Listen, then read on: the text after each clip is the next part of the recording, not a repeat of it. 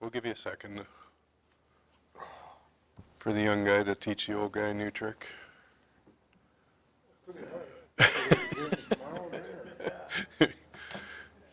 We might have to postpone this till next week at this time, but.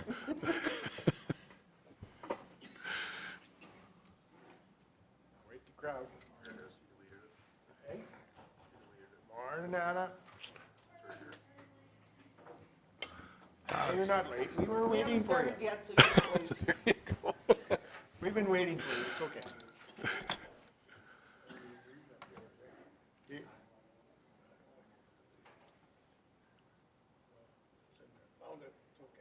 You good? Okay. All right, good morning, everyone. Call the meeting to order. Any additions or deletions for the agenda? Richard? I'd like to add the emergency services to the in-camera part of our agenda, please.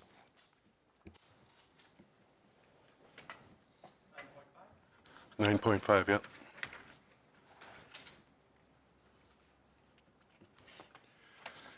Okay, not seeing any other hands.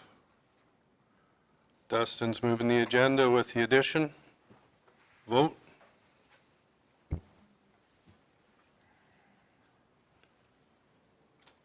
That's carried.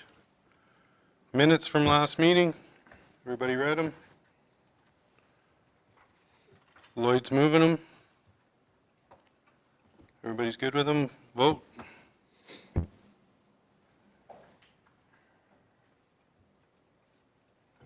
That's carried. 4.1, Steve. Thank you, Mr. Chairman. It's that time of year where we take a look at the 2024 property tax rate bylaw. The recommended motion here is that council provides second and third reading of bylaw 2024-07. Sliding down a little bit more or less. So a number of years ago, 4 years ago, council developed a guiding principle that our tax rates for all property classes would land at the 20th percentile. This year's tax rate bylaw represents achieving that goal. The top chart is the total tax rate. So we have three requisitions at Cypress County. We have the Cypress View, which is the seniors lodging requisition. We have the school requisition, and then of course we have the municipal requisition. And those are the three primary tax rates that make up the tax bill that people will get at their homes and businesses. The top chart shows the overall tax rate change. Farmland, slight reduction of 0.29, total tax bill with all the requisitions. Residential has a slight reduction of 0.42%. Non-residential goes up 5.43, and small business, they have a 0.75 ratio to the non-residential. Small businesses have under 40 employees, and if you think back, we established a bylaw and then a business registry for those people to register so that they are eligible for that tax rate. The three charts below break down a little bit finer detail of how those requisitions changed that we were provided by Seniors Lodging, School Foundation, and our 20th percentile methodology. Thank you, Steve. Robin, you're moving second. You have the floor. Thank you. Yes, I will move second on this. Steve, through the chair, just the question that I had is when we originally brought the 20th percentile conversation in, the idea was at that time, over that 4 or 5 year period, this is the target that we want to achieve. I don't know that we necessarily worked into the methodology, kind of revisiting it after we've achieved it, because it's not necessarily to say that the 20th percentile, because if all of a sudden other municipalities start to change, that can ebb and flow and we have ups and downs. And what from your perspective, should we be having further conversations as to what the next 5 years looks like so that we can again identify part of our capital operating, where we want to go to identify where we need to be? Because I think that this worked out very well. I like the fairness that it has put out there. It's very easy to back up why we charge what we charge. Just kind of curious as to your thought on next steps. Thanks through the chair. What we've kind of come up against is that we had the lowest tax rate in all of Alberta for non-residential property for all of about 35 or 40 years. And we recognized that that was no longer sustainable. We saw the threats of the assessment model review. So we saw municipal finances under threat. So we knew we had to, council saw that they had to make a change to get ready for to have a sustainable future. So right now, the 20th percentile probably fits our budget quite well. So that would really be dependent on how council sees their capital budget as well as their operating budget change. If council sees that those budgets are going to inflate or deflate, I think the tax rates would move now that we're in a good position. They would move with the budget vision of council. That's how I see it. But we could bring something back, put something together by all means.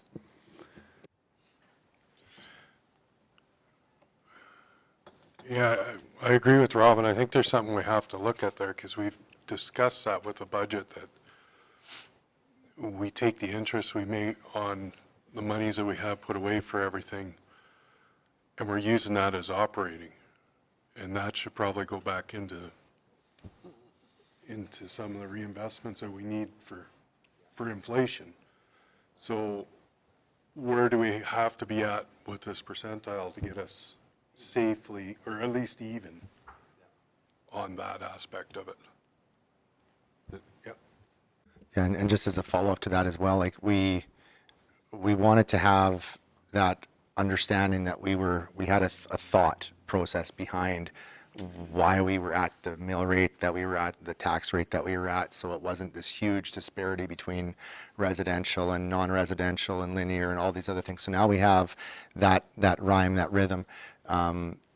We could absolutely, and I think this puts us at about a 3.2 to 1 ratio on our linear, and the max ratio is a 5 to 1. We may need to have a real hearty conversation that says, linear is one of those ones, and when we did the math on this, I remember the number that always poked out to me, and it was that over the last 20 years, if we would have simply had the same linear tax rate as the County of Newell had, we would have had $400 million in the bank.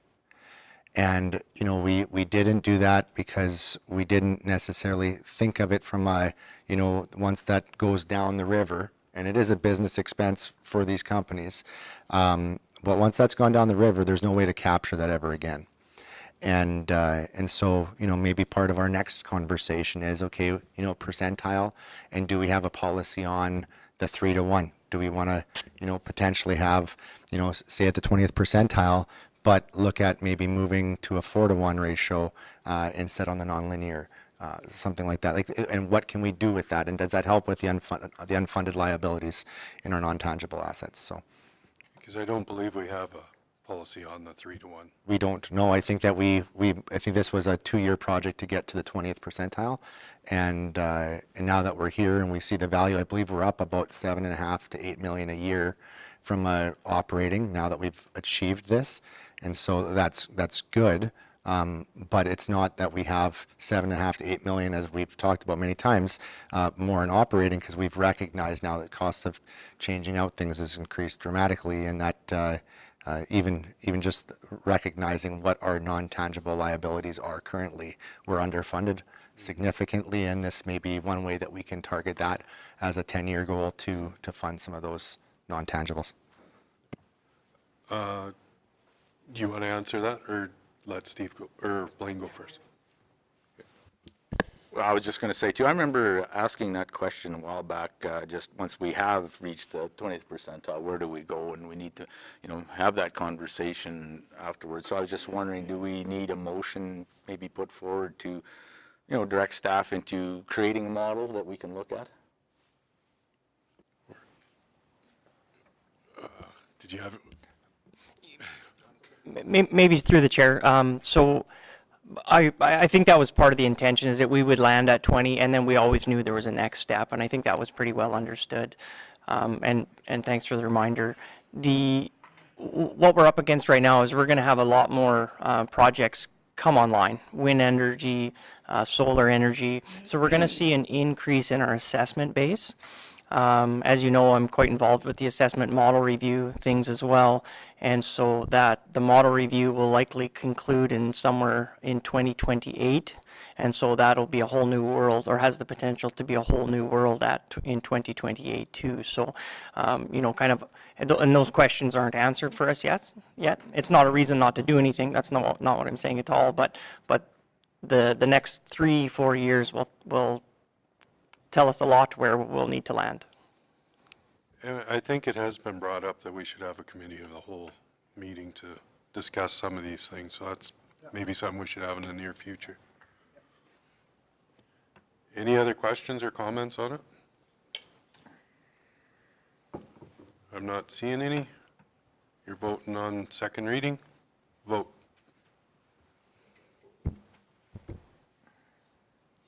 That's carried. Michelle's moving third. Vote.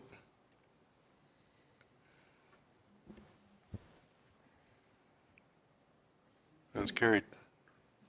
4.2, Steve.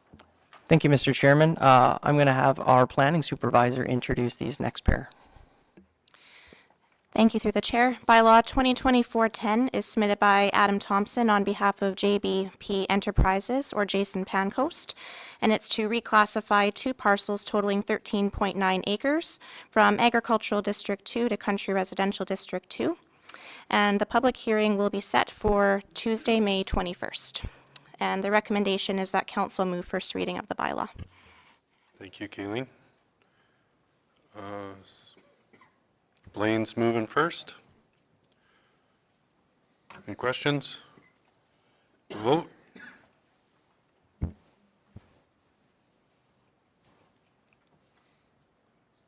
Lloyd. Carried. 4.3, Kayleen. Thank you, Mr. Chairman. Bylaw 2024-11, again, is submitted by Adam Thompson on behalf of JBP Enterprises, and it's to reclassify 1 parcel from Agricultural District 2 to Country Residential District 2. And again, public hearing will be set for Tuesday, May 21. Thank you, Kayleen. Lloyd's moving first reading. Questions? Vote. Carried. 5.1, Steve. Thank you, Mr. Chairman. So landing on page 25 of your agenda, we have the March 2024 capital budget update. Recommended motion is that council receive the February 2024 capital budget update for information. Thank you, Steve. Any questions? Somebody want to move it first? Dustin? What's your name down there? Dustin's moving it. Do you have any questions on it? Michelle, did you have a question? I did. On page 26, the Dunmore Shelter Belt, where is that going? That's one right across the street? Yeah, Okay. it was put in to block the gravel pits from Dunmore originally. Oh, down there, okay. Peter Wild put that in. Okay, that's all I wanted, thanks. Any other questions? Shane? Under water and sewer, the province of Alberta Water for Life program approved the Suffield water line. Is that just to design the water line going from Ralston into Suffield? Through the chair. Yes, it includes the reservoir, the pumps, and the water line going in. So the funded portion is for the water line and the pumps. We had to get that transferred over because originally it was for a water line from Medicine Hat to Suffield. So that's why that's on there. They had to get it changed to use it for that corridor. Yeah, I understand that. I was just wondering, the water line, so we have nothing to do with it coming out of the river all the way up to Ralston. Through the chair. As far as that, that's in the planning stage with DCC. They've reached out to us to talk about their plans when they're working on the first section from the top of the bank of the river to a point. They haven't designated that point yet, but they're talking to us about potential turnout for needed along the line. So that's something we can bring back in the future once we get a little more information for that one. Thanks. And through the chair, Ken, just with that turnout, what do you see that turnout turning into? There you go. So that, through the chair, definitely be raw water at that point.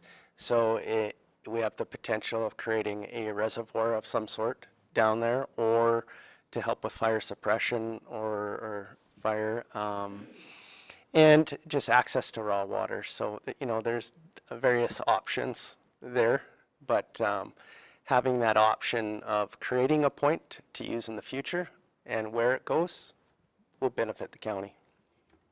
Shane?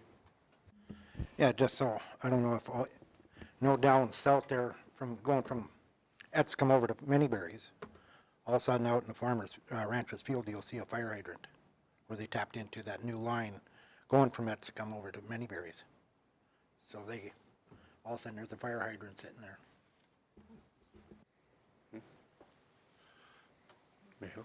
Any other questions or comments? Not see any. Dustin, move this one. Vote. Carried. 5.2, Steve. Thank you, Mr. Chairman. Page 31 on the agenda is the March 2024 operating update. Again, here, the recommended motion is that council receives the March 2024 operating financial update for information. And we have Paul here as well, if there are any questions. Oh yeah, he's going to be here a while.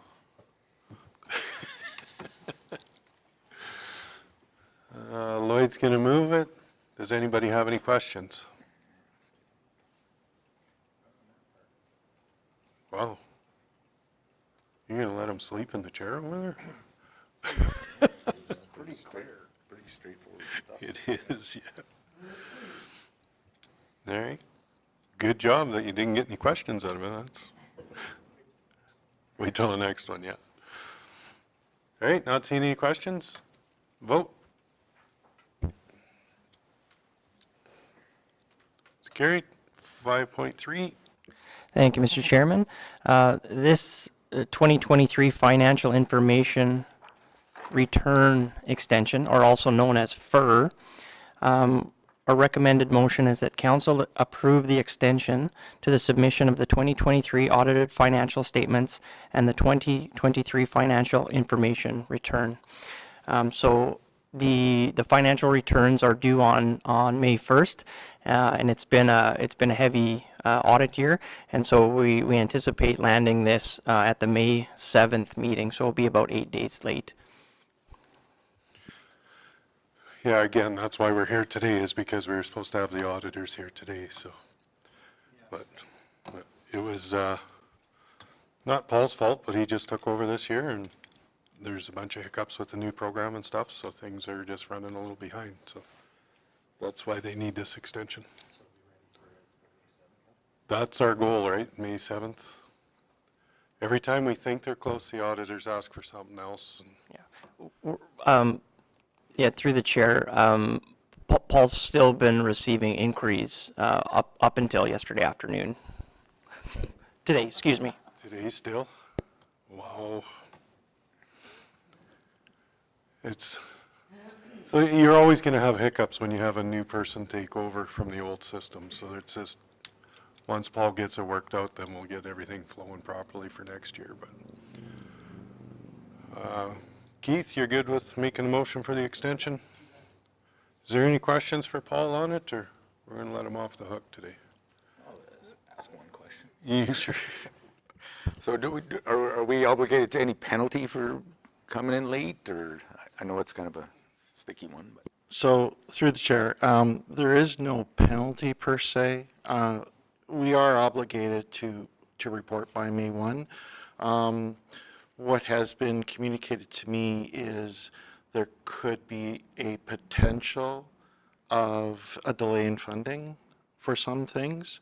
However, that said, we're not the only municipality that is going through this situation. Everyone has to, in particular, the asset retirement obligation has become a point of issue. We have to adhere to Public Accounting Standards Board regulation with respect to reporting that, and it's been a challenge with respect to calculating everything and so on and so forth. So yeah, it's taken a lot longer than anticipated, unfortunately. Well, that's why, But there is no penalty. great, well, that's why I leave my paperwork up to my wife, so. Just so everybody knows, Paul hasn't had a weekend off in about 3 months because he's been trying to get this going for us, so. Thank you very much for doing that. We appreciate it. Shane? I have to apologize, Mr. Reeve. I missed something on the last part I'd like to bring up under accounts payable. Whenever. I thought it was coming up and I missed it, sorry. It's okay. I apologize. We have them here now, so you might as well ask. Okay. It goes under the accounts payable. Wolf Kuschel. I'm on this wait. Page. Gotta make it a little smaller. Is he? It's a contractor for one of the Yeah, but dumps that we have. but it's all dumps showing up. Yeah. Runs them all. He runs them all? Yeah. Oh, okay. I didn't realize that. I didn't realize that he run all of the dumps. Through the chair, he oversees 4 transfer sites, and so it is a payment for all of those sites for a month. No, I didn't know he looked after all 4. Okay. Clarification, thank you. No problem. Any other questions for Paul? So the motion on the floor is to extend the audit. Yes, we have to. No more questions, so I'll ask for the vote. Vote.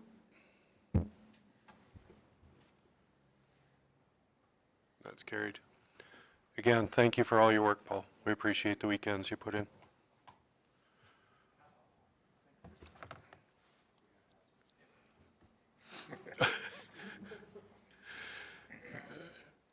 Okay, number 6, CAO report. Steve? Thank you, Mr. Chairman. So the CAO officer, Chief Administrative Officer reports before you. Recommended motion is that council approve the acting Chief Administrator Officer report as presented. I'd like to point out two items that council may like to know about or probably already knows about, but Bill 18 has been introduced by the GOA. That's the bill that would look for federal funding to land at the province first before being issued to municipalities. So there could be something positive about that the province could then strategically place money, just as council can strategically place money in our municipality. But a negative thing that could occur is that money could shrink because it's got to go through a whole nother department, right? So just want to bring council's attention to that. RMA's got a nice piece out on their website kind of explaining that in greater detail than I just have.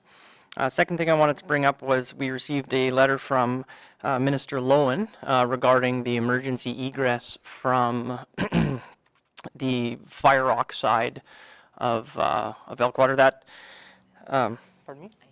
Oh, and Leslie Ann's handed it out, so it might be in front of you. So most noteworthy is probably the last paragraph in that letter where it kind of lines out clear segregation of areas that we're taking part of, and it basically states that the park will take care of the park road, and Cypress County will take care of the private land egress getting onto a public right of way. So since that April 16th meeting, I've had a couple conversations with the landowner. They've come into the office. We had a meeting, and Ken and I were able to meet them on site in the road, and so that ball's rolling, and that road will be in before too terribly long.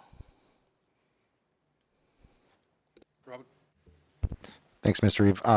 Through the chair to our acting CEO, Steve, the concern that I've got with regards to Bill 18, and I think that it's something that our council may want to consider submitting a letter to the province on, is that I've seen this at the federal level kind of slowly creeping its way in when it comes down to the provincial government and the federal government playing political games with one another. And this is purely a way for the federal government to stick it to the province, and the municipalities become the kids in the middle of a really messy divorce. And I think that, you know, the unfortunate part is, like, we don't know where we're going to be at with the federal election coming up.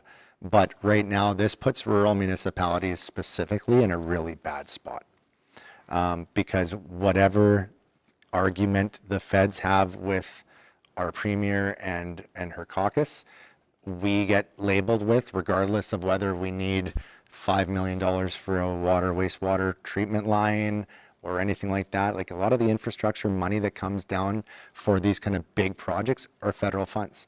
And I think that if we were to submit a letter and maybe utilize some of the RMA backgrounder, and get that to our 2 MLAs, and maybe even CC RMA to it as well, I would be happy to make that as a motion following this. I do think that it's something that is going to play out negatively.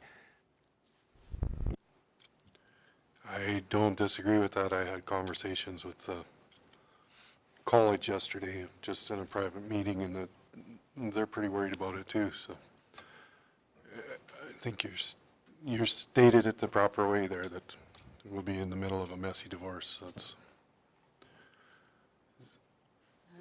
so are you going to make that Once we're done with when we come out? Okay. Any other questions, Michelle? First of all, I'll move the councillors' reports, or the CAO report. Second of all, my question is what happened to A Park? Like, didn't you? So, through the chair, A Park, our peace officer went to take a stray dog to A Park, and they found out that our agreement had expired. They took the dog that day, but currently our peace officers are working with SPCA and other opportunities. So basically, our 2024 agreement was not renewed. And through the chair, what are we going to do about this? Because I know they didn't take cats, which were a real issue in my area, but now they're not taking the dogs either. Like, my house is full, I can't take any more dogs.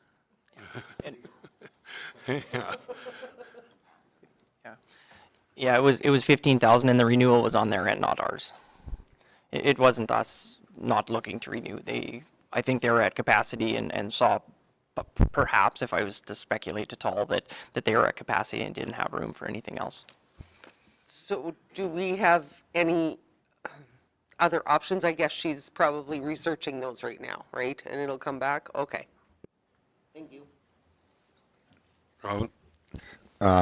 Thank you, through the chair. Councillor McKenzie, I'm going to make a candid statement. I don't think it'll get me into trouble, but I think that the A Park is actually a really good example of where the idea of the ICF is fantastic, but until we're prepared to make money or make money decisions on operational things like because A Park was one where it should have been a no-brainer between the 3 municipalities or anybody that utilized it to say, okay, we need a building. The building is going to cost this, operation is going to cost this, how much space do we have, and we just, like, it's literally as simple as, what are the expenses, you split it 3 ways and away you go. And it just kind of fell apart through that process, where all of a sudden it's okay, it's being run by the city, it's in the city, you're only having certain amounts of contribution, and maybe this is one of those ones where we can kind of bring it back and have further conversations, because you're right, it should, and we should have a say at this point, saying, like, well, why the heck are we out of space, and do we need to have more space, and what are those different things? But it's one where the service is being provided by the city, the massive amount. How much do we know how much we contribute to A Park again, through the chair to Steve, but like 15,000. 15,000, so like really it's not a lot. I'd be curious to know how that relates to operations versus, and we, like within the ICF agreement, it was also based on, the 20 miles outside of the city and per capitas and stuff like that. But, if we met those obligations and we had the capital contribution and the per capita contribution towards operations, they shouldn't have the opportunity to turn away, right? It should just be. And, but if we are contributing a tenth of what their operations are and not meeting our requirements, maybe we can fix that and have those discussions. But yeah, it should have been the easiest agreement to make, and it went to the cats, so to speak. With no discussion. Just, it's over. Is there any other questions on the report? Not seeing any? The CEO's report? Yeah. Oh, well, I have one for public works. Oh, there you go. To the chair. For Public Works, I'm wondering where we're at with the bull trail, because I traveled it the last little bit here and noticed it's starting to pound out a little bit in spots. So wondering if we have a timeline of when we're going to redo that one again. Through the chair, we'll be coming up soon to the warranty inspection with the contractor we had selected for the project, and any repairs to the grade. We've done significant enhancements to, it's a new construction, so it sees a little bit of wear and tear, a little bit more than usual on the first two seasons, so it is tightening up, but we'll be looking at that a little more here as things dry out and any touch-ups required, since still in the warranty period. So.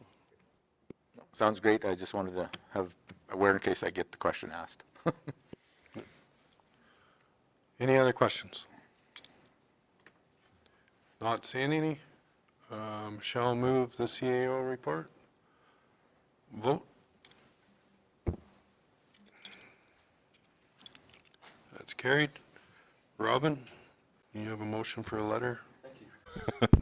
Thank you, Mr. Reeve. Okay, so my motion would be that Cypress County send a letter to the province of Alberta by way of our MLAs, Premier Danielle Smith and Justin Wright, with regards to our concerns on the municipal impacts of Bill 18 and how our concern is related to the differences between federal and provincial policy.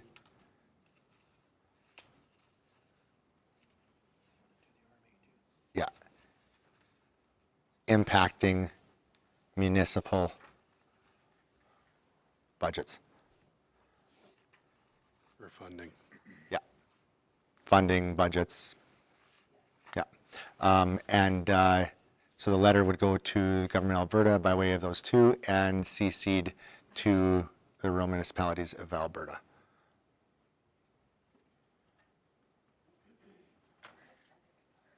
Okay. Any questions on that? Vote.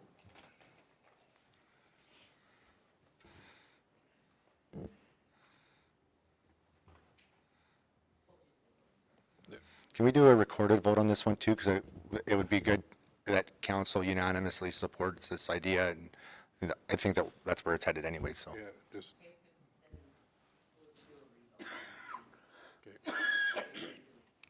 A recorded, yeah, please. Yeah. Vote. It was unanimous. Yeah.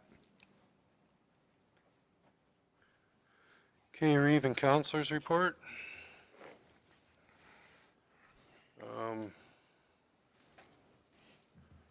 Just, I guess I would add to it that the ICF was, can't say too much because maybe I'll talk more about it in camera. But there was a committee put together and Steve and Kayleen are heading that up. And Steve, do you want to elaborate on that or do you want to wait for in camera too? Yeah, planning supervisor and I met with we had a kickoff meeting with the subcommittee of the IDP, tri-area IDP, and so it was more topical. And I think what came out of that meeting is we recognized that the pace that things were moving on while this kickoff meeting was important to go back. Probably should have happened 25 months ago, so stay tuned for where those meetings go. So kind of like when the letter was submitted? Yep, that'd be the date we're going off Would have of. been the date, yep. Yeah. The 25 months came up in the conversation again, I might add. Okay, Dustin, we'll start with you. Alrighty then. Not too much. Had a Ag Service provincial meeting. I guess there's the only thing really to note out of there. We were getting resolution responses were all due, and we received 2 out of the 9 we were supposed to get from the government. So they're really slacking, to say the least, on their responses to resolutions. So we've extended it to May 16th. So let's hope that something actually comes back by that point. It's on. Yeah, there's no light on this mic. And then I guess just one update that I just got this morning on, because we had talked about the seed drills at the last meeting and how we were had to do some repairs to them. Apparently the parts are all done and they're all here, so hopefully by Friday it should be in operation, because apparently the list is 20 miles long, so. And I think that's it. Thank you, Dustin. Lloyd? It was a pretty busy month. Besides attending the regular meetings, attended the bylaw on the 4th that we had here in Dunmore. Then on the 6th, attended a meeting in Elkwater for emergency services for the fire hall out there, and it was really good. There was a good turnout. Had good conversations with the members, and I'm surprised at how many are taking extra courses by correspondence on their own. It's pretty good. There's 4 of them that I talked to that are taking it. And also talked to some ranchers there, and they were concerned about our fire awareness for dealing with the park, and if we had enough fire members. So I'll get into that a little bit later.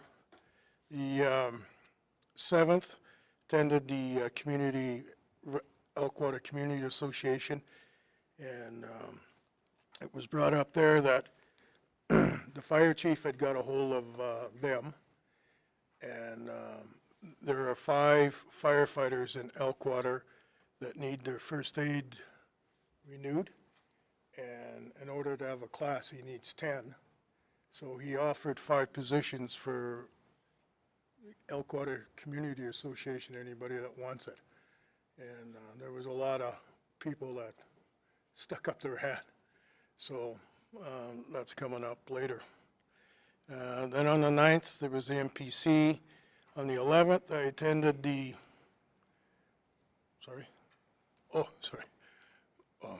I attended the Elkwater Grazing Association meeting with the fire chief. They wanted to hear about what we were doing with the park, and they were also concerned about it, the number of firefighters that we had. I gave them the exact figures and the facts concerning the amalgamation. They were surprised to hear that, but some of the calls I've been getting were that one was like, why do we have less than 60 firefighters in the county? Got an email that said we're closing the Irvine Fire Department, which I know nothing about. Just last week I got a message from a rancher that said he got called, wanted to know why we fired 65 firefighters. So there's a lot of misinformation out there. And so they were happy to hear that. And they also want to take part in a first aid course if they can get into it. So, and what was amazing is when we went there, they asked us to be very brief because they had a big agenda to go through, and we said, sure. So I probably gave a 5 or 6 minute spiel and said, are there any questions? And it was an hour and 10 minutes that we were there answering questions. And I have to say that the fire chief was really good when they asked him some very point blank questions, especially about Dunmore. He was very good. And on the 12th, I attended, came down here for Kim Dalton's little tea and coffee break that we had. It was good. And then on the 20th, I got a surprise. I got a phone call to come and see some ranchers, and they wanted to talk to me. And it was, again, about our fire emergency services. And we had some good conversations, and again, I'll get into that later on some of the stuff, and I've talked to Steve about some of it, but they were also told the facts, the exact numbers that we have, and the reason why we amalgamated. And on the 22nd was the landfill, and that's it. Thank you, Lloyd. Michelle? Can I just ask a quick question? Oh, go ahead. No, you turned it off. Based on your report and with all of the calls that you were getting, just curious, do we have like an info sheet or anything that communications has ever done up? I know I've seen certain things on Twitter or on Instagram, but I'm just thinking like even like a pictorial sheet that talks about, you know, that we could share, that if somebody calls you up, that we have something that's kind of and if you've had those calls, I'm probably going to get them at some point too, and it would be nice to be able to have access to something like that if we've got it done anyways. Steve, the answer to that is no, but the information was at the open houses that Lloyd got, so. And I would just, through the chair, I just want to comment that it's so difficult because people see the importance of fire services. They know what that means. They know what that looks like. If there's trouble, somebody's coming. And people at home, rest assured, this is covered. But it's impossible for us to make comments on personnel issues, and I think that's probably what we're butting up against. And we can't provide information that may correct that false information that sounds like you've been hearing, and I'm sure you have been, but we can't share that information, that personnel stuff. It's over the line. So there's open houses happening. Leslie Ann reminded me that there's a courier ad going out to try to set some things straight. And excuse me, Sean wrote an article for that. I do believe the open houses was a lot of people showed up for. I was in the well, you've seen it in there. I was in the Elkwater. Richard was there. Lloyd was there. So it was good. Do you have something else to add, Lynn? Well, I was just going to say that a lot of my information, I just phoned the fire chief and got the exact figures that I needed. But also, with the comments that I've been receiving, I've talked to the fire chief, who I think has talked to Steve about when they put an ad in the paper to cover a lot of this stuff off, and that he said he's more than willing to take phone calls from anybody or meet with anybody to explain things. So. Hey, Michelle? Okay, I had, besides the council meetings, I had a policy committee meeting with Cypress View. And we're getting so good at those, we don't have any policies that we're starting to review ones we did just a year ago just because we got nothing else to do. I had an MPC meeting. I attended an open house for, well, the open house at the county office here. I did a disc refresher with Cypress View, which was good. It was just the morning, but it was really, I enjoyed the first one, and the second one was just as good. And then I also attended a PD day for the Shortgrass Library System at the Esplanade. And that was very informational, actually. There was a lot good for the library system, but there was a lot of information that was good just for me as a person. That, yeah, it was just I learned a lot that day. And I think, yeah, everything else I have to do is coming up this week, so that was it. Blaine? Yeah, I also wasn't super busy this last session here, same as everyone else. Attended the council meetings. I also attended on April the 6th the Emergency Services Open House at Irvine and LUB Open House at the Resource Center in Irvine that same day. And yeah, both were attended very well, talking with the staff at each of them. Lots of good questions asked and information responded back and forth. Also helped instruct with a ratepayer with a project request that they have that will be part of our May 7th meeting. And other than that, that's about it. Thank you. Oh, Richard. No, it's not that bad. Tuesday, April 16th, the PEP meeting in Hannah. Beth and I traveled up there together, and Keith was also there. Canadian Infrastructure Bank did a presentation. The bank invests in revenue-generating projects and has to have private and institutional partners.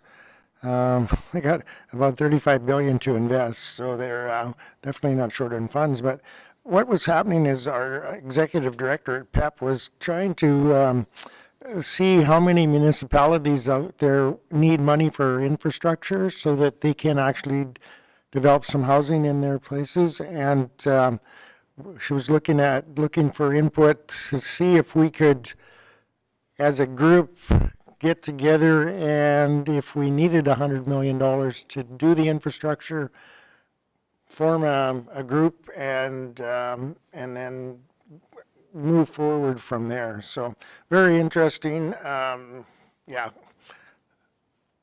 lots of possibilities. On the 17th, I was at the Southeastern Alberta Economic Opportunity Strategy Summit. We had representatives there from quite a few of the surrounding municipalities, plus quite a few people from the city because they were hosting it.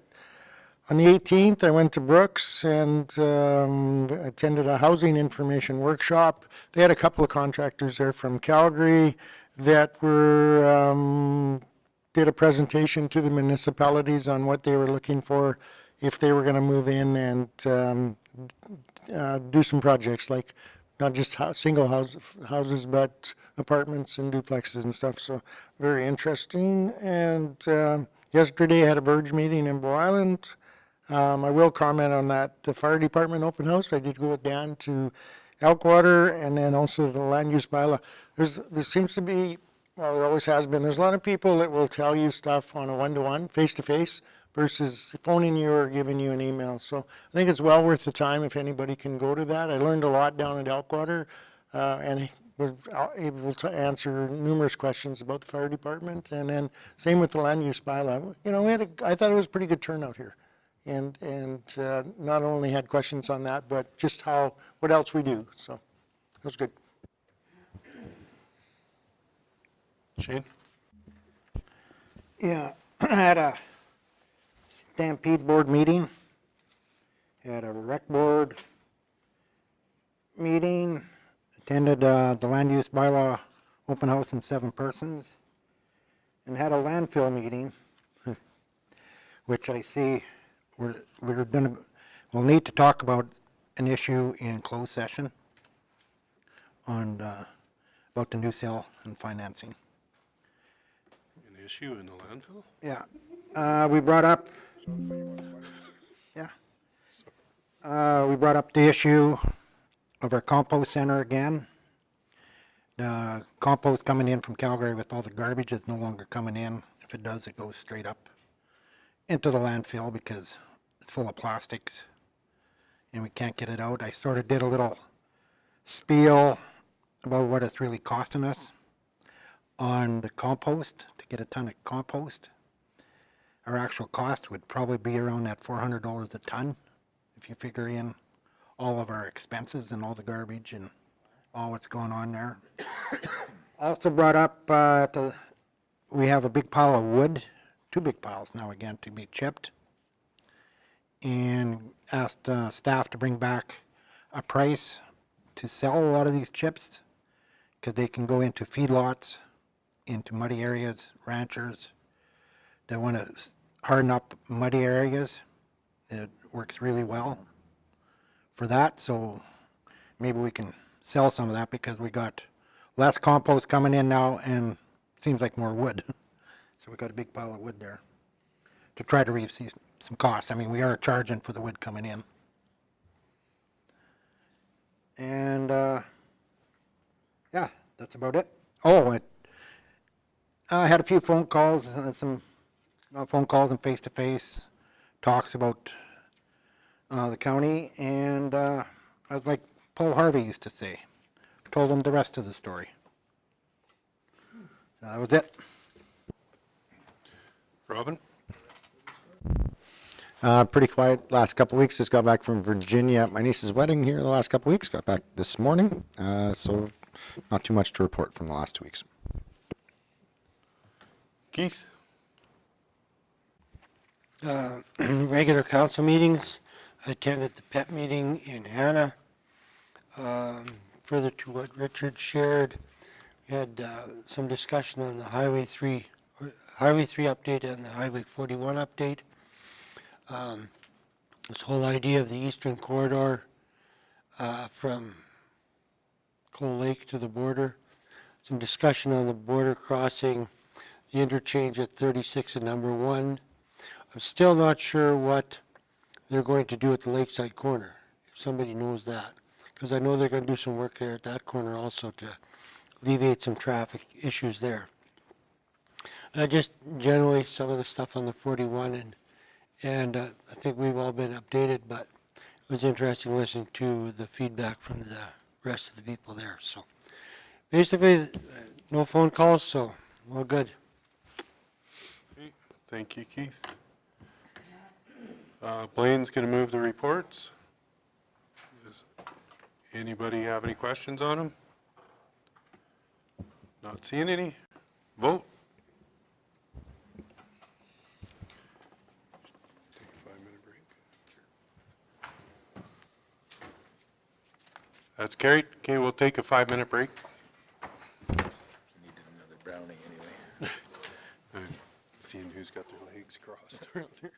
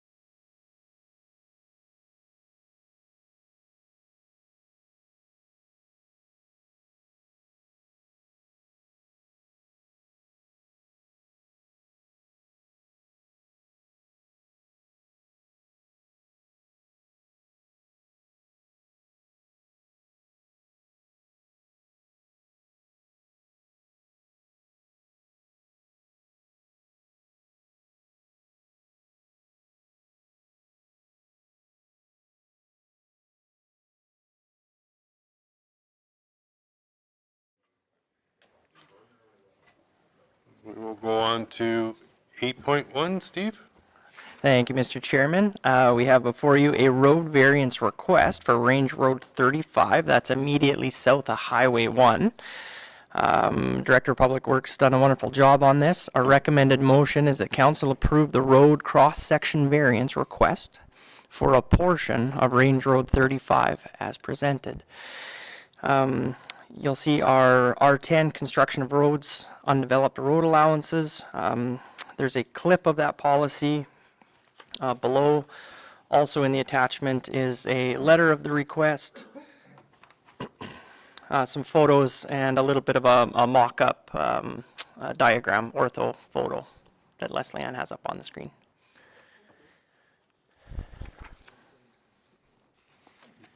Motion?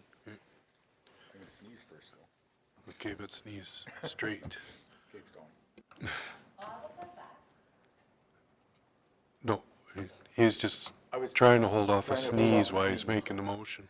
No, I'll make this motion. I think it makes sense, and I'd like to thank Public Works for looking into it and coming up with this variance request to work with these people. Any questions on it? Keith? So just to be clear, this red portion in red then becomes the responsibility of the person wanting to put the house in to build that up to our standards then?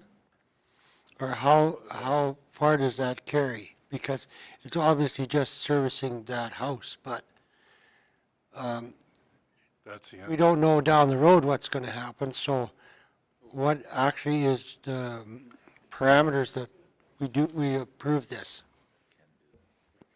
Ken? Yeah, through the chair. As far as the conditions, I placed a couple conditions on this for the road for being or having it approved to the lower standard. For the height of the road is one of the concerns for us.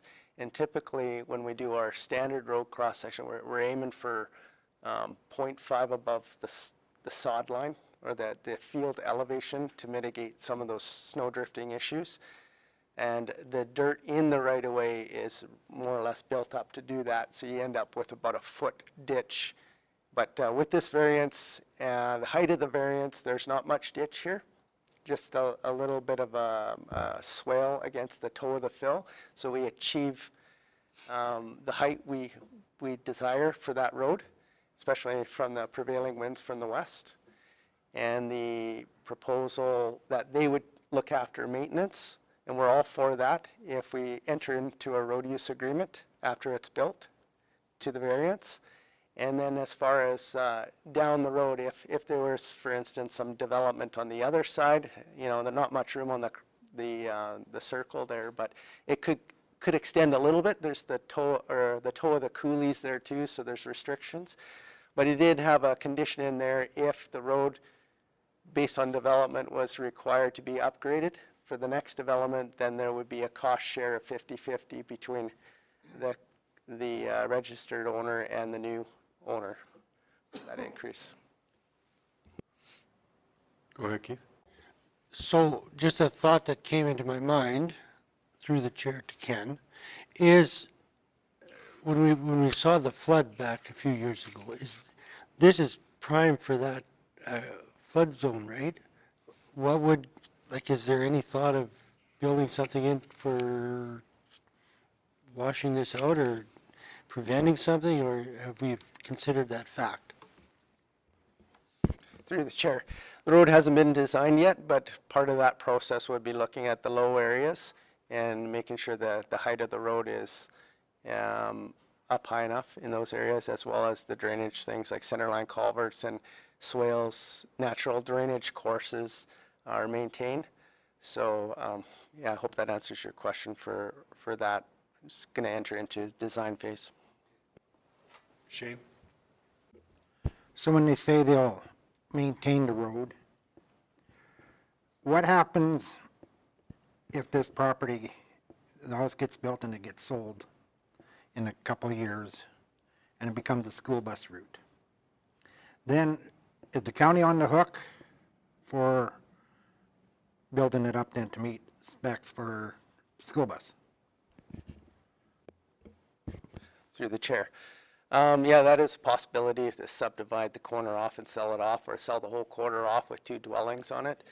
And through the condition there with the road use agreement, we put some verbiage in there for that.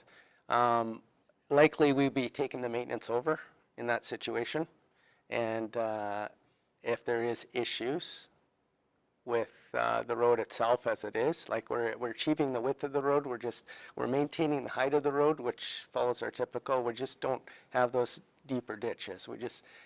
We'll require him to import fill to bring it up in that case. So we could put a condition on there on title to transfer the risk, and I put that as a condition in there as well, if that's the desire. I would think a caveat on there would be what we would want. Something just so the rest, all the taxpayers aren't on the hook if it gets sold or whatever. I agree with, the variance and that, but just the long term, if it happens to get sold, the house gets sold and new people. Everything sells eventually. Kayleen? Yeah, and just for council's surety as well, through the chair, that the intention would be if council does approve the variance request, there will be a condition attached to the development permit that requires for a municipal services agreement to be registered by caveat, and that would travel with the land in the event that it does sell later down the road. So we'll put that protection in place. Okay, so that will be at the MPC level. That will be through the development officer. It's within her discretion. Yeah, so we'll ensure that that condition is added to the permit.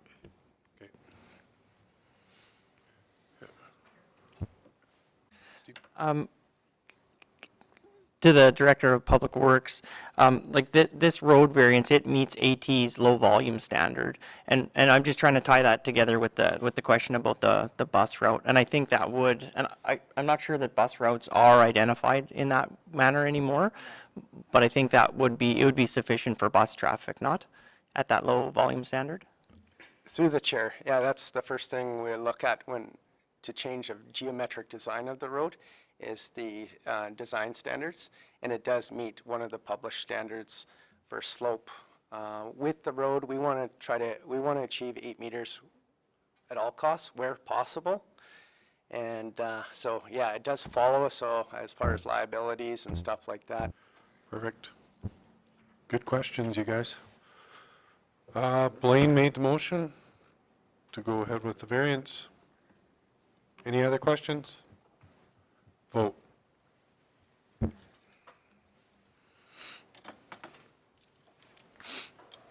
That's carried.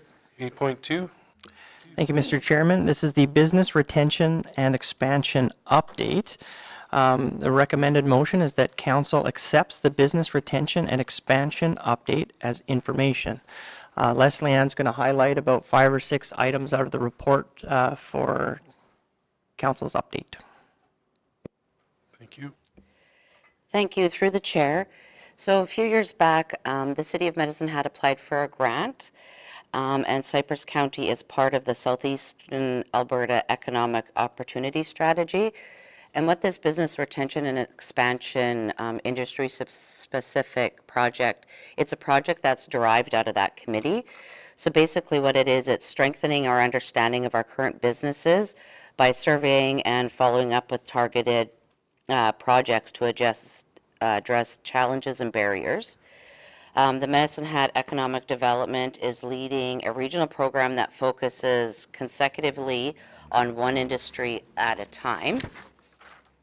The first 3 industries that will be covered are manufacturing, defense and aerospace, and agriculture. We'll be part of a collaborative action team that will offer a comprehensive support to our business community. So every BRIAS program will result in 2 publications, a profile on the focus industry and a what we heard style report that identifies projects and their associated action plans.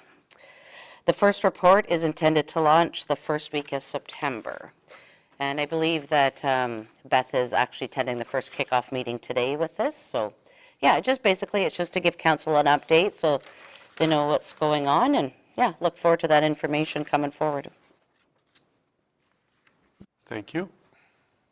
Robin?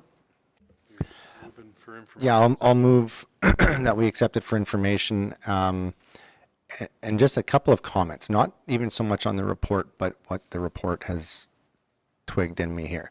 I love that we're talking about business, expansion and retention, not retraction. It's the exact opposite slip of the tongue. But I want to bring back just briefly conversations that we've had in the last 7 years with regards to the business corridor just down by where Wedding Star is at, and some of the real tangible challenges that some of our existing businesses have had with undersized water pipes, where they can't expand their businesses, where they can't even run the sprinklers the way that they're supposed to. I would really love for us to put a bow on some of those conversations. Like, we've done the studies, we've done the expansion of the hamlet boundaries, we've done a bunch of that work in the last 6 years. It seems just tragic a little bit in my mind that we're, gung-ho on industry-specific business retention and expansion, but we've had businesses that have been begging to expand, and we have really given no care to retaining them by doing like some of the things that we need to. And so I suppose that my comment is I'd love to see us finish it up in, as we support this. And through the chair to Steve, in the past we had done kind of that break-even number on residential assessment on what what do we need? I mean, we've talked about that, Shane, with the dump, and what's our cost of. As we do this business retention and expansion and attraction, I think it would be prudent for council to direct staff to come back with a bit of a review on what our actual cost to provide business is, for council to kind of deliberate in its long-term planning and making some of these decisions. So to summarize everything, I'll be moving for this to be accepted for information, but I would also be open if council feels it would be of worth to make that motion following this as well.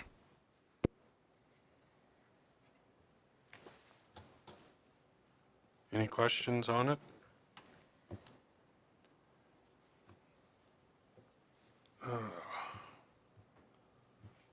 I see where you're going with it, Robin. I just wonder, with this just starting out, where's she going to go with this? And We approve this right now. Sorry, if I may. We would approve this right now, and then I think that I would make two motions. One would be to add business attraction, retention, and existing business challenges to the committee of a whole meeting to be set at a later date, right? So that can be on the agenda. We can talk a little bit about that so we don't forget about it. And then we could ask staff to, in the next 9 months, it could be done before the next budget cycle, but it's going to come into play, because if we start looking at attracting businesses, a big part of business attraction is low taxes. Well, it's kind of disingenuous for us to push low taxes if we know that our taxes don't cover the costs, and we need to review it in order to make sure that they do. And so I would say that, expedite it as quickly as possible, but it's not priority one. And to know, and, because if we need to have that conversation just to make sure that as we're developing this commercial area and we're moving in this direction, that we're not having, there's nothing worse than getting an invoice and then all of a sudden finding out after the fact that it's an invoice, but, oh yeah, we had to up the interest by 65% because, it didn't quite cover everything, right? And it's those kind of changes after the fact that just are gross, so. okay, Steve? Well, let's deal with this first one right now, and then we'll get on to what the motion's going to be. Any other questions on the report? Okay, there's a motion to receive for information. Vote.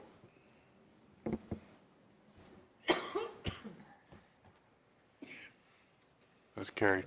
Okay, now Steve, you want to address the...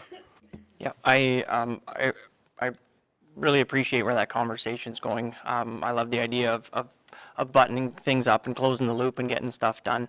I would just caution council that to do that work, I would probably come with a request from administration for a budget so that we could hire contracted services.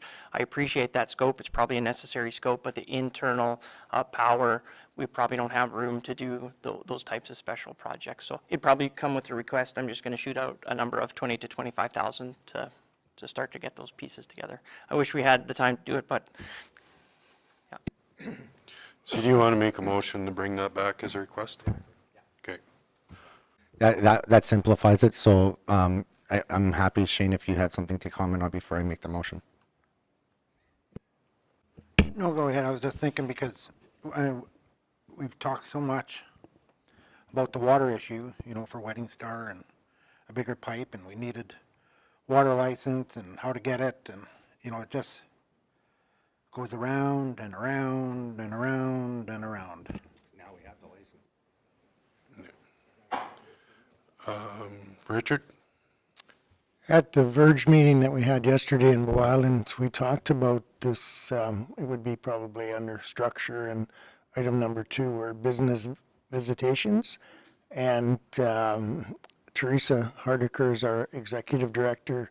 She is working on a list to do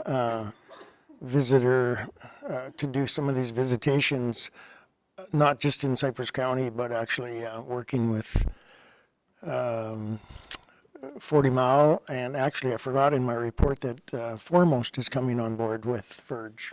We have a new member there, and but we're going to be working. Teresa will be working with the existing, like an economic development officer, and she is in talking to Beth probably today, maybe even yesterday, part of the day, about working on a list that they'll make up, and then they'll not maybe necessarily be able to visit everybody in person, but they have a list from before, and is there any changes in your business and what's going on. So business retention is huge, right?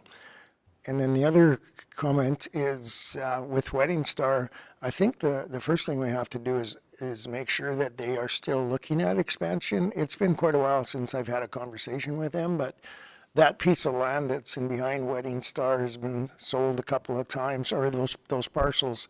And so right now we have Grassroots is in behind there with their new shop, and they must have adequate water supply or they wouldn't have been getting that development permit.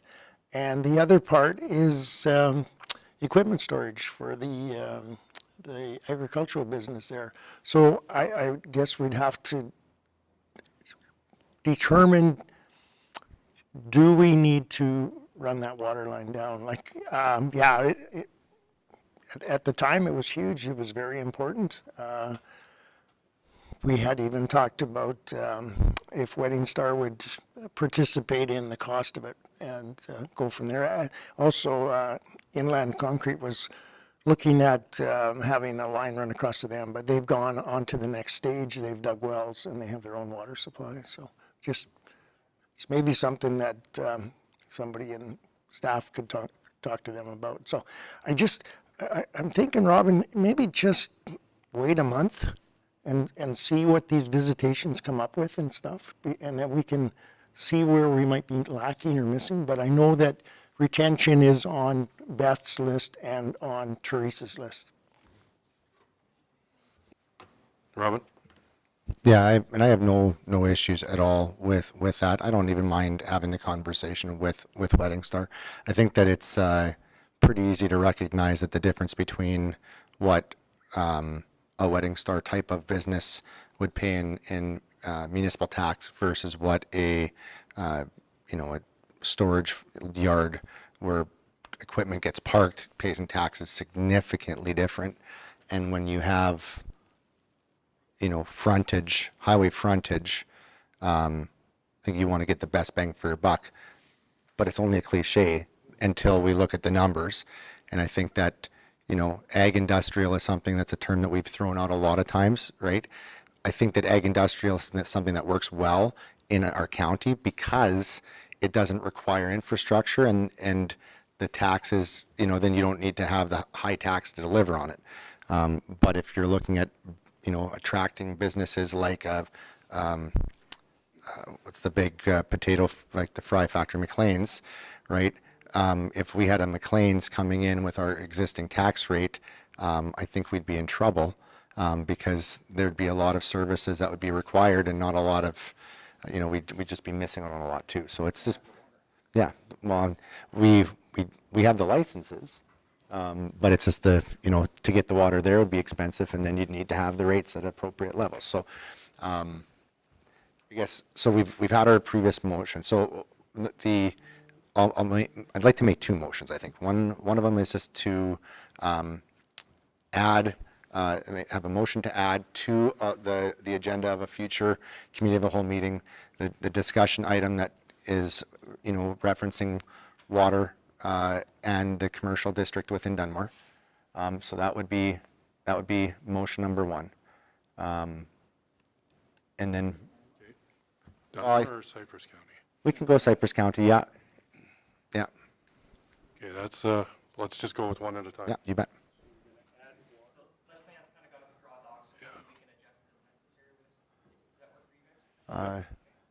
Adding, addressing infrastructure costs associated with business development, beautiful. Yeah, that ties it into, economic development. Okay, you good with that? Well, and that says that council bring back a report addressing, so we can bring it back as a report to council, or we can bring it up for discussion in committee of the whole. Is there a preference on that? I guess we could bring it into council as a report and then bring that report to committee of the whole for discussion. I think we're completely open. I would like to see the product, where you're going with this. I would like to see as a suggestion, see the deliverables from this meeting, whenever those happen to be, and we can, but a committee of the whole, because this could quite quickly be a 6-hour conversation, right? So that's how I see it. I don't know if council's open to that. See what the deliverables are, and then maybe come together to have a specific conversation on them. So part of the committee of the whole, and I like the committee of the whole stuff because you kind of, you thrash it around a little bit and come out with something a little bit more defined. So if that works. this adds more than just one thing that we've been working on, so. Yeah. I'm good with that, because I think if you look at this one, and we're probably up to 3 or 4 items, and it's worthwhile having a committee of the whole meeting then. So we'll put this as committee of whole, and then we'll bring it back for afterwards, after we're done with it. All right? Does that make sense to everybody? Yeah, so it would just be simply that the council direct administration to add to committee of a whole the conversation addressing or an agenda item addressing. That works. Back to the whole.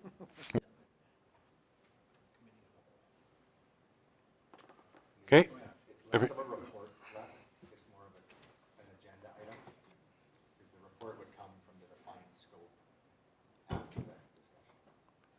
Michelle? Do we need a date for the committee of the whole? Well, we haven't decided that yet. We'll let staff come up with some ideas on what, remember right now we're on some constrictions of staff, so they're going to have to put together what they can work on. And everybody understands this? Vote?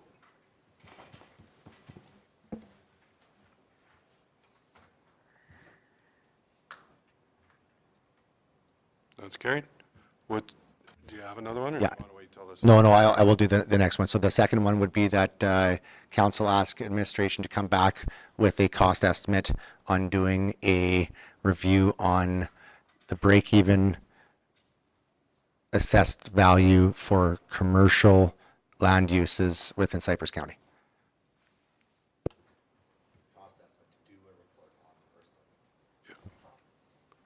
Cost estimate to do a study on.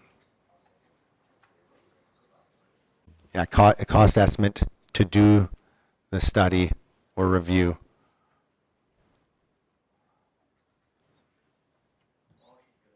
Yeah. Don't get her head Study swelling to now. complete a review for, yeah, a break-even cost estimate. Yeah, cost estimate for commercial land uses. That way there we're capturing highway frontage commercial, some of more of the industrial land, and yeah, I think that's good. Thank you. Okay, everybody sees it up there? Any questions on it? Vote.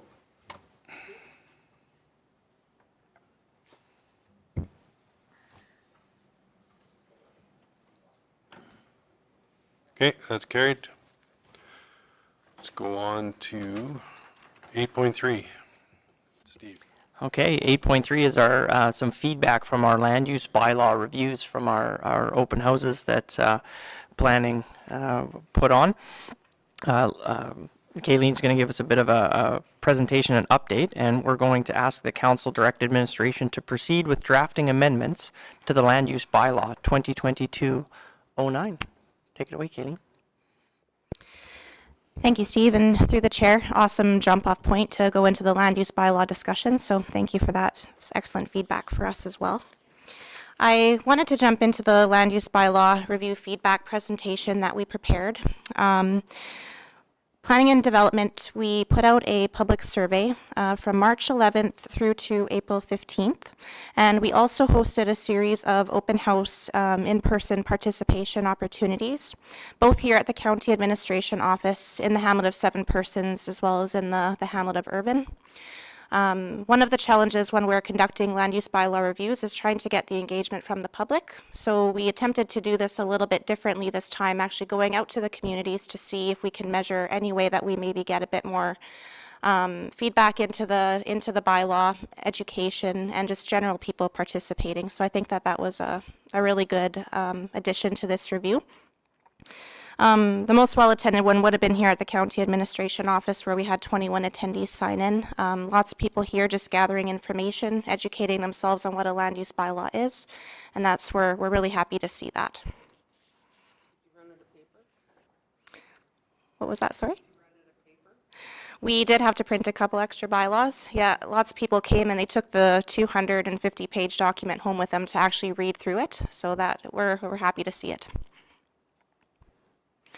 In total, we received 12 survey responses, and we've captured both the written and verbal feedback throughout the following slides. However, they're not verbatim responses. They're a summary of what we've retracted from some of those submissions. Nothing too shocking coming out of the responses that we've heard. We generally have an understanding of maybe where some of the concerns lie in what we see coming to the municipal planning for consideration, what the MPC's decisions are, and how staff has also worked through the land use bylaw as well, so nothing too surprising coming out of them. There were 3 survey responses that asked that the county review the maximum floor area for accessory structures, so that would be both within the hamlets as well as on the country residential lots. And what they're asking to see is a matrix that's more relative to the parcel area, so that it's relative to the size of building that you can have on the number of acres. So that's something that we intend to look at and bring back a few recommendations on. 8 survey responses captured that there's too much regulation in the land use bylaw. 2 surveys captured that there's an appropriate level, so you'll always have kind of that budding sense of opinion that there's over-regulation versus there's not enough. That's not uncommon. There was feedback that Irvine needs a gas station and that the county dictating use of property is an issue. The county is moving away from the agricultural aspects and giving city-minded people too much pull, and we need to better preserve ag land and ag businesses. 3 titles per quarter section for subdivision is not fair, and there should be no maximum of titles and parcel area. That's more of a municipal development plan issue. It doesn't really belong in the land use bylaw, but we did include it for information. Acreages are not following the number of animals allowed on a parcel. Dogs are malnourished and horses are sick, and we need to better apply those rules. We know that the keeping of livestock on parcels has been a historical issue, and we intend to look at that as well. The land use bylaw has too much legal jargon. We hear that one. Too many regulations in all aspects of government, including the land use bylaw. The size of the land use bylaw is problematic, and we need less government control. Again, the size of accessory structures on country residential lots is not proportional. Possibly a ratio would be more realistic to better utilize land versus our blanket system. And personal use greenhouses should not be included in accessory building sizes. And we did have a previous information item come to council coming from the Municipal Planning Commission that also related greenhouse developments to our control of site coverage in hamlets as well. So we've got the maximum of your accessory building size that you can have, and then you've also got the site coverage that's a layer on top of that. So we intend to look at that from both angles. Really good feedback concerning the minimum parcel areas in Dunmore with the increase in housing sizes. Contractors are finding that the lot sizes are not sufficient to accommodate the septic fields. So we will certainly take a look at that and probably will tie into that drainage study component as well. And there's a general support for looking into new user-friendly and cost-effective methods for site coverage in hamlets. We had some feedback that the tri-area IDP is too restrictive concerning the 40-acre minimum parcel area. Again, not a land use bylaw issue, but we did include it. And the tri-area IDP is too restrictive on agricultural subdivisions to support estate planning. So that was relative to 80-acre subdivisions. That's not only particular to the IDP. Council in general, through the municipal development plan, does not support 80-acre subdivisions. So that's both in the IDP and the MDP. Several participants voiced concerns with international organizations and the county's support or involvement with them. And there is a genuine concern out there that the land use bylaw is pressing agendas that aren't appropriate to the area. However, the comment to that would be that we're following the prescriptive legislation in the Municipal Government Act, and we're not responding to anything other than what those requirements are. So you want to make that really clear. And also feedback that there's an issue that the noise bylaw only applies to hamlets, which again is not a land use bylaw issue. So that is the summary of feedback that we've gotten so far. What I'd like to go in now is to what administration's work plan is, but I wanted through the chair to see if there's any questions at this stage.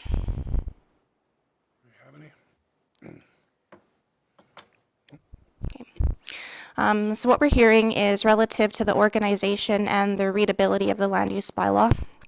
2022 April, actually 2 years to the day almost, it was a full rewrite of the land use bylaw, and one of the priorities that we had at that time was to make it easier to navigate for the end user. So we've gotten some feedback on how the land use bylaw is for the readability and how folks that aren't used to bylaws, how they can interpret and make use of it. So we're currently not presenting any reorganization to the bylaw. General feedback is that users know where and how to access the information. Some did not know how to find their land use district, and we can work in the bylaw to better direct readers on how they can access that information. Permitted and discretionary uses. This will be a large one. In 2022, the land use bylaw significantly expanded permitted uses and discretionary in each district. Council, administration, and the public have had opportunity to see the implementation of the various uses within each. So it goes directly to the conversation that we just led off from, is what is the county's ability to actually service those uses, and are they appropriate in those locations? So we intend to review each of the districts, go through them with a fine-tooth comb, see what is acceptable, what is not, and then bring back some recommendations for those uses to be either condensed down, maybe some of them get moved to a different district, some of them might just be discretionary so that they're subject to appeal. Under the definitions, there was no major concerns. There was an enormous amount of definitions added to the land use bylaw previous amendment, but we do recommend a review of the definitions because we've noticed that there is some overlap, and we might be able to reduce some of that for additional clarity. Under exempted and non-conforming uses, so those are essentially uses that are exempt from requiring development permits. We've noted several conversion areas. As an example, square feet to meter squared shouldn't have passed in the previous bylaw. We should have caught those, but they do exist, and so we intend to fix those. And we also want to do an in-depth review of the exempt and non-conforming to make sure that they're meeting the intentions and what they're therefore. Specific use class definitions were new to the 2022 bylaw, and essentially what that is within each of the land use districts, you've got a list of uses that are either permitted or discretionary, and then each one of those uses has a definition for a scope of what it means. There's some of those uses that can be merged so that we leave less room for interpretation and offer more clarity. A couple of the specific use regulations that we're talking about is drainage and site coverage in hamlets. So council previously had directed us to work with a contractor, an engineer, to review the 30% coverage requirements in the land use bylaw. So that drainage and site coverage is a core area that we're reviewing. Dwelling units on a parcel, we recommend to review the number of dwellings that are allowed on acreages and farmlands. And leading into that discussion is also Airbnbs. We need some direction on how we wish to address Airbnbs. Keeping of animals, domestic pets and livestock, that's the number of animals you can have on parcels under 40 acres in size. We want to review the minimum setbacks pertaining to what we have for gas, oil and gas uses. They're exempted from the land use bylaw, so they should be taken out. And accessory development and structures, again, reviewing the size methodology and how we're applying that in the land use bylaw. And also ensuring that we're consistent with the 2023 municipal development plan update, which dealt with confined feeding operations and how we can better support some of those provisions through the bylaw. So that's it in a nutshell. What our next intention would be, if council opts to move forward with the recommendation, of course, is that we would work on drafting red text amendments to the bylaw April through May. We would go out for another round of open house consultation here in June. That will be the second participation opportunity. Coming from there, we would refine further amendments to the bylaw as needed. That would be through the summer months, hopefully June and July. And ultimately, the final piece to empower the public for say into the bylaw would be during the public hearing stage. So there would be the three core opportunities to participate. And I'm happy to take any questions. No, that was a great presentation there. I guess I'll make a comment just to let people know, like, this was very good, the open house. When I attended, I've been on MPC for 11 years, and I always was under the impression that it was a 1 in 100 year flood that was why we had all these restrictions for the coverage of the building size on all the lots. Here I found out at this, it's not so much, it's still a coverage for retaining your water. But it's the way the development of Dunmore was developed before I got on council, that the ditches can only handle 30% water runoff. So that's why we've always made our building sizes to that. So when Kayleen says that they're looking at it and they're going to try and do different building sizes, it's a big project to do that, because you're going to have like Schuler that has curb and gutter out in Schuler.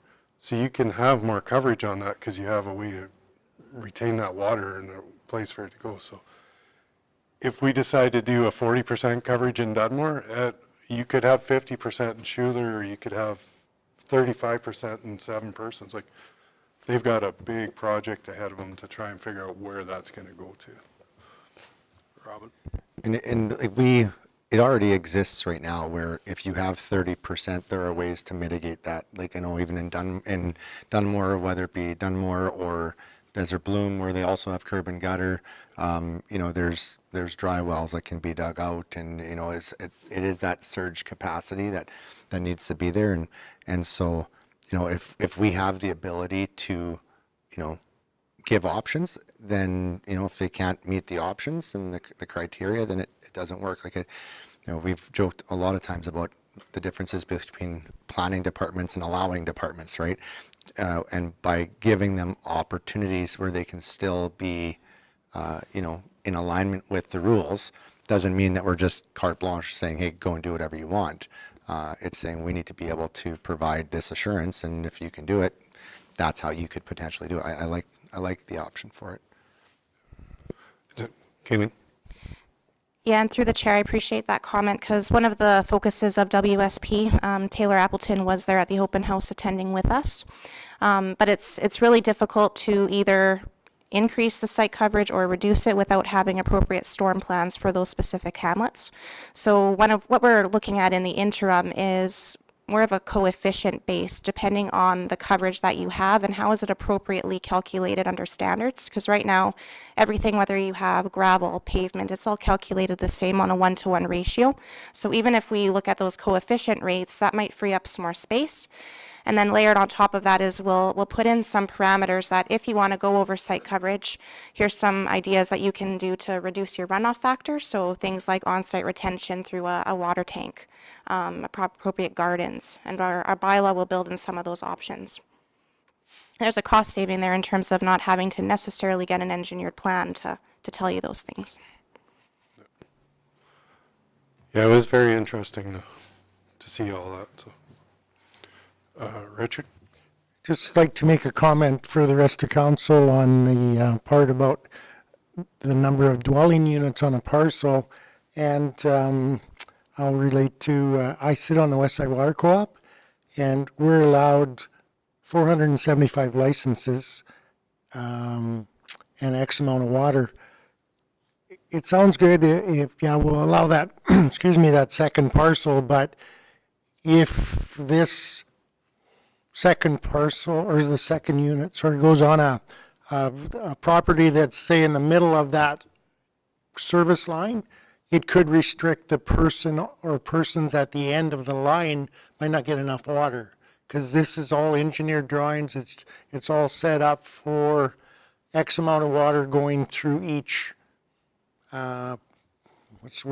district, I guess. And so it is a challenge. And then if that second residence is permitted, it does throw Westside Water Co-op out of compliance. And I know you could probably add to that.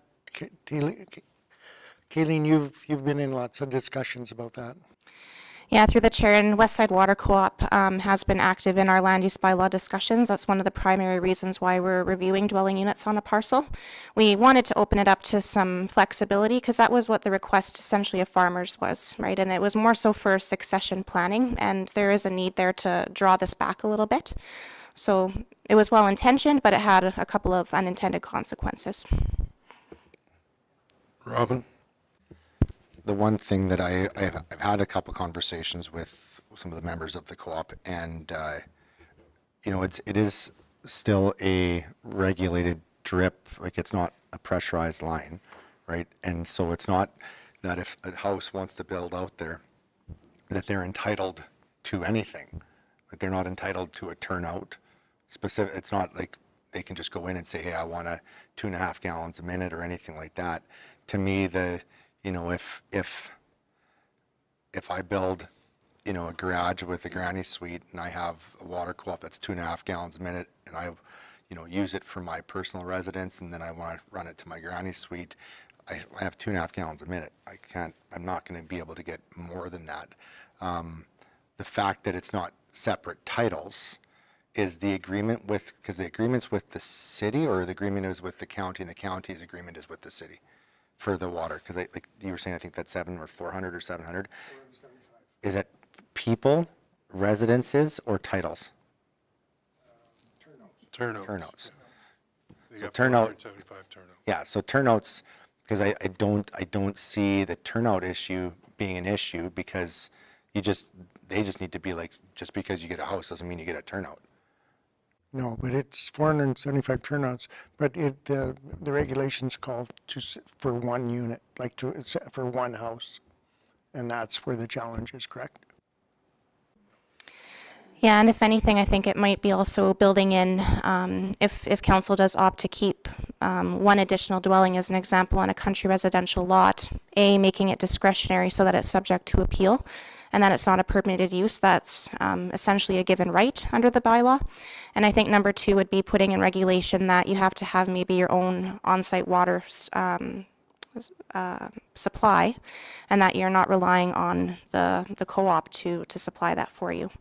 So I think we'll continue to work with Westside Water Co-op on what we come up with and make sure that they're engaged and that it's something that works for both the county and the co-op as well. And I would think it's for other future water co-ops too, down the road. The challenge is that if you don't have controls in place, all they'll do is just tie onto the water line, and sure, they'll tie onto it after, well, it could be before the meter, and we hope not, but it could be afterwards. It's just that because most people aren't using it for watering trees or anything else, there is this, the supply is there, but we can't be out of compliance with our license. But it's also the fact that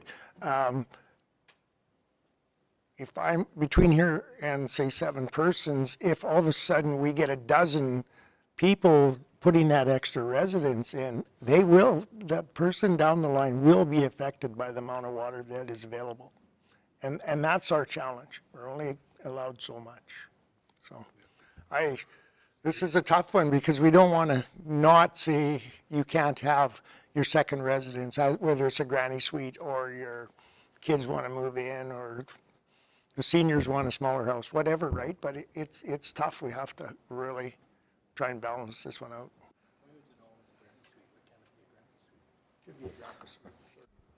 Yeah, and bylaws are tough because it's very much not one size fits all.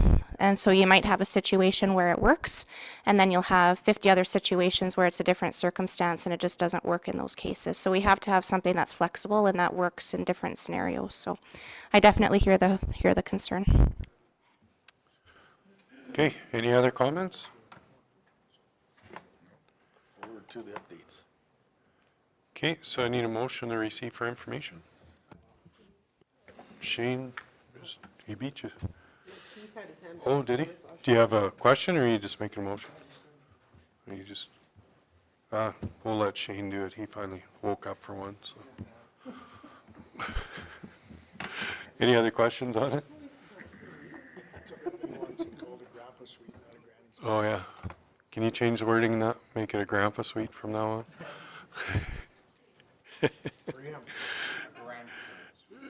There you go. Okay, vote.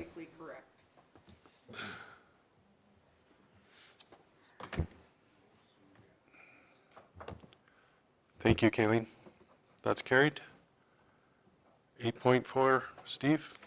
Thank you, Mr. Chairman. 8.4 is a notice of motion brought at the February 6, 2024 meeting. It's a notice of motion brought forward by Councillor Kirpywhite.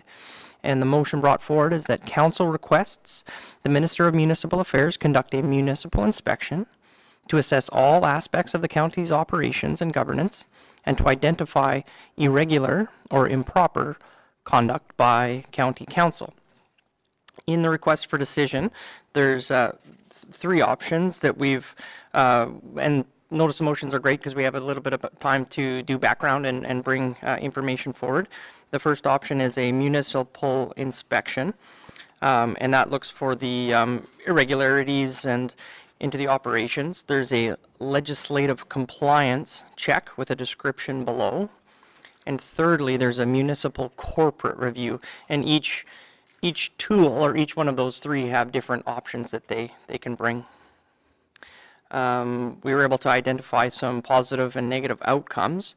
Positive outcomes could be identifying compliance issues, improving accountability, opportunities for improvement, and access to expertise. Some negative outcomes of a municipal inspection can be the cost and resources, the public perception of the request, and it can be disruptive to operations. Okay, thank you, Steve. Robin, do you have anything to add to it? Yeah, you bet. Thank you. And thank you, Steve. I do want to just point out that under the negatives, the perception to the public, I think that it could also be argued that it could be a positive to the public as well. You know, we've hashed this out a lot in the last couple couple months, and I'm looking forward to putting this to bed today and having this discussion, this vote. I know in the last meeting I had shared a lot of the rationale and the intentions behind bringing this forward, and I want to reiterate today that the intentions are purely constructive and positive, and literally, although everybody that runs for council, we don't always have the exact same ideas or beliefs or thoughts on how we should be doing things. I recognize that. I do believe that when I brought this forward, it was to be the least disruptive way. So I do have a couple of notes right here, and I want to be very clear. Ran for council, I want to be on council, I want to be on a strong and united council. That is absolutely where my heart is at. I also want to be a part of a strong region. For years, I've worked with whether it be FCM or RMA, but I've watched as different councils interact with one another in different ways, and I've slowly seen the weaponization of certain bylaws like codes of conduct that have been taken to different levels and different degrees, and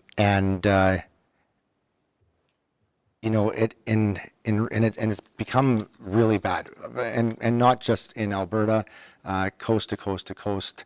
You look, and code of conducts are being used to really create and controls, certain controls within councils, and whether it's being used for the right purpose or for the wrong purpose, it's sometimes very hard for residents to decipher.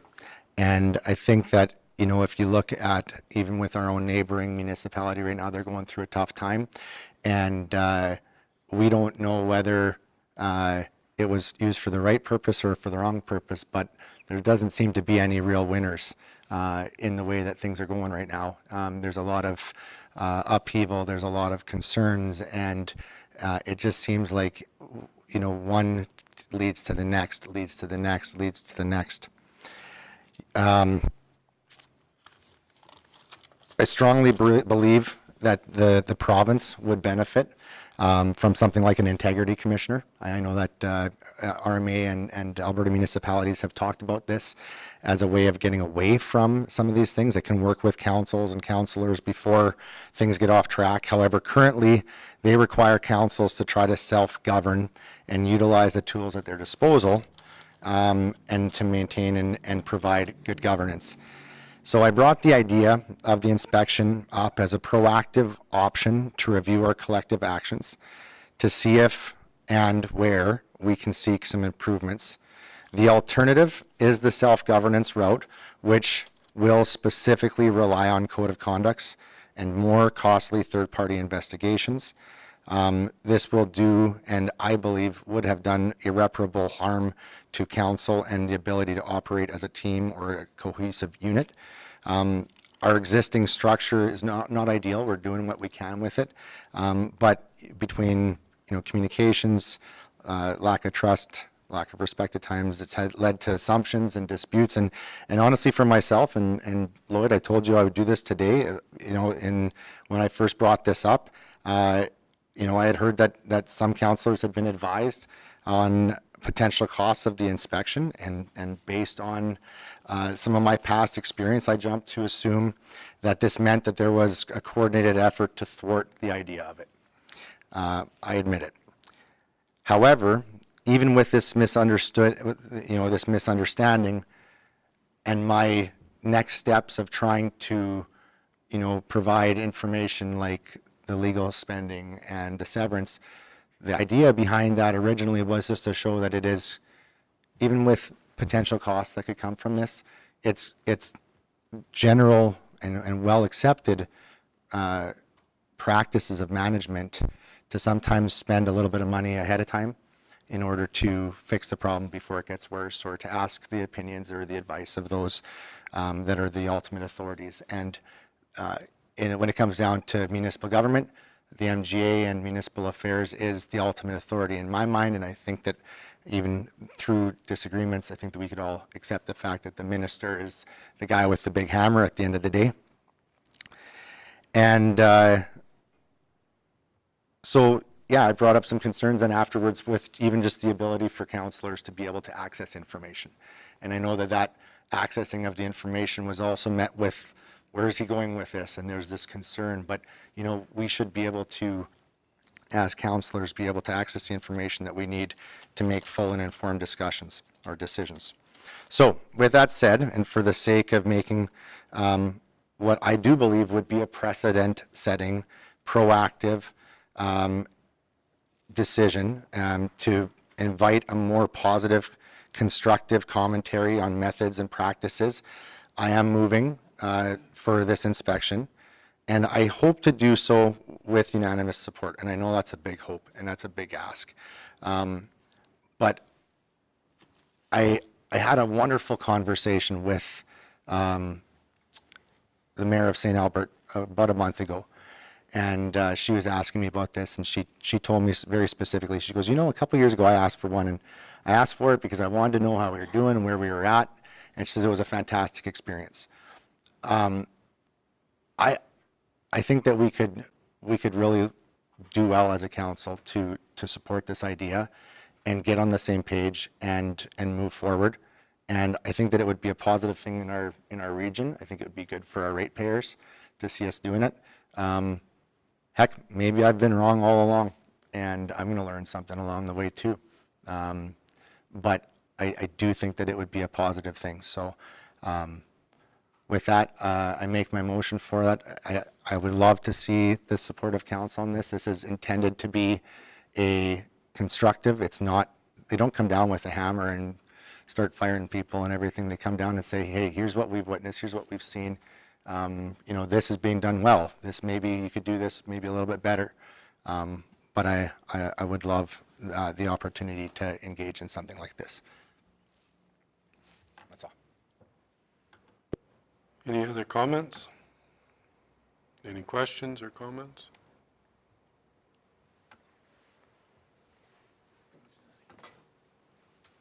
Shane? Well, you say good governance.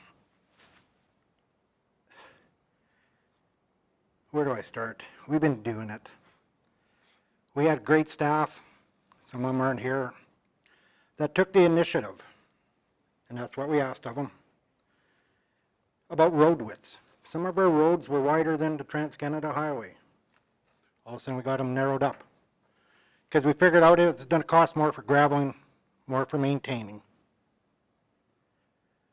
We asked staff to look at gravel.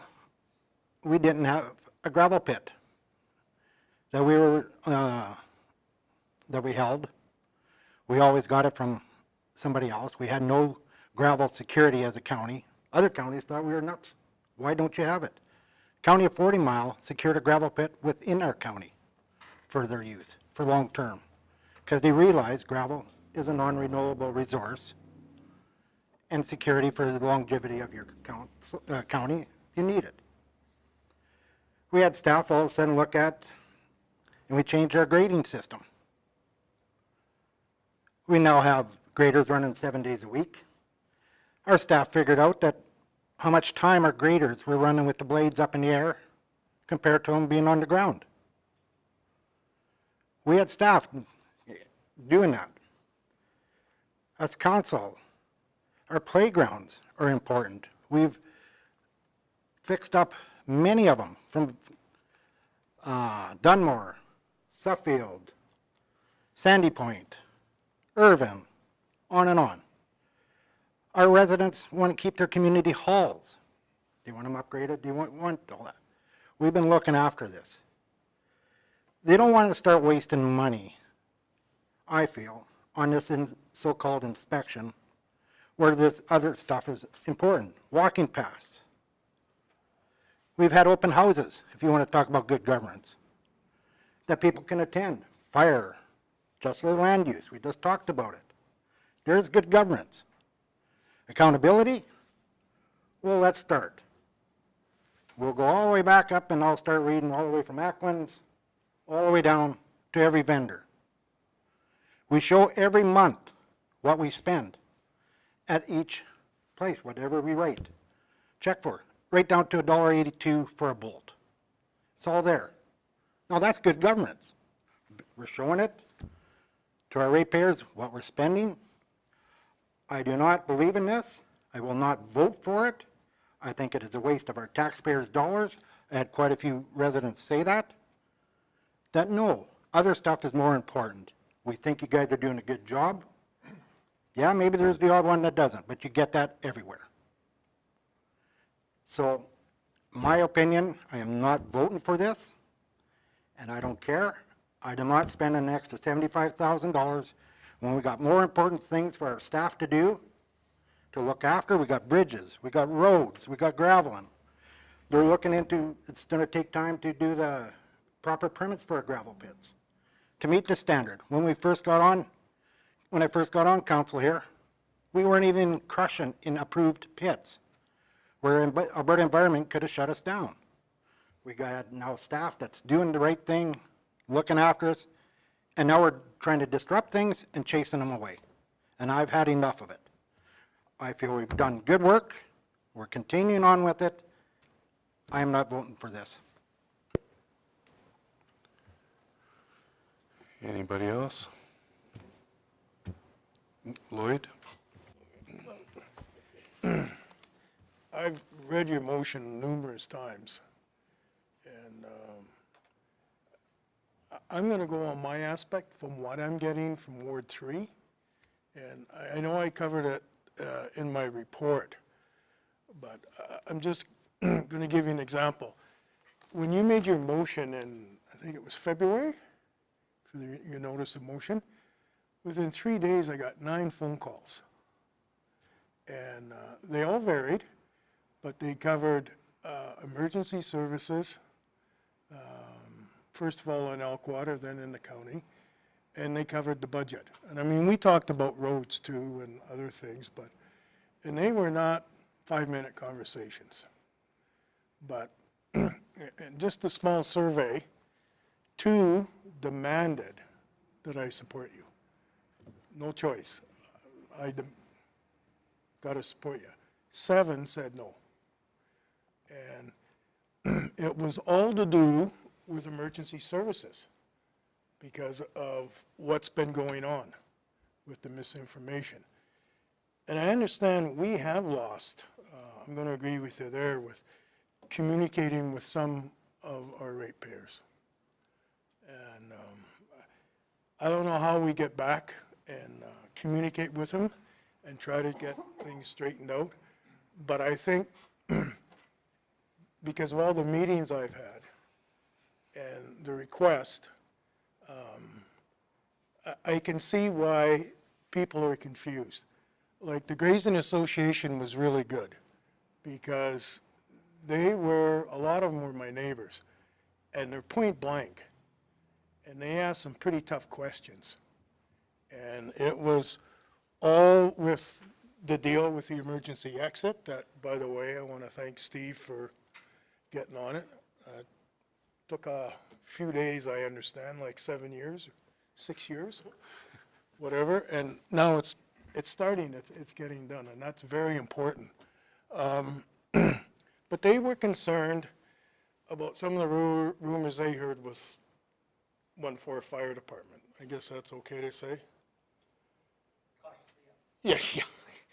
But it was because of OH&S.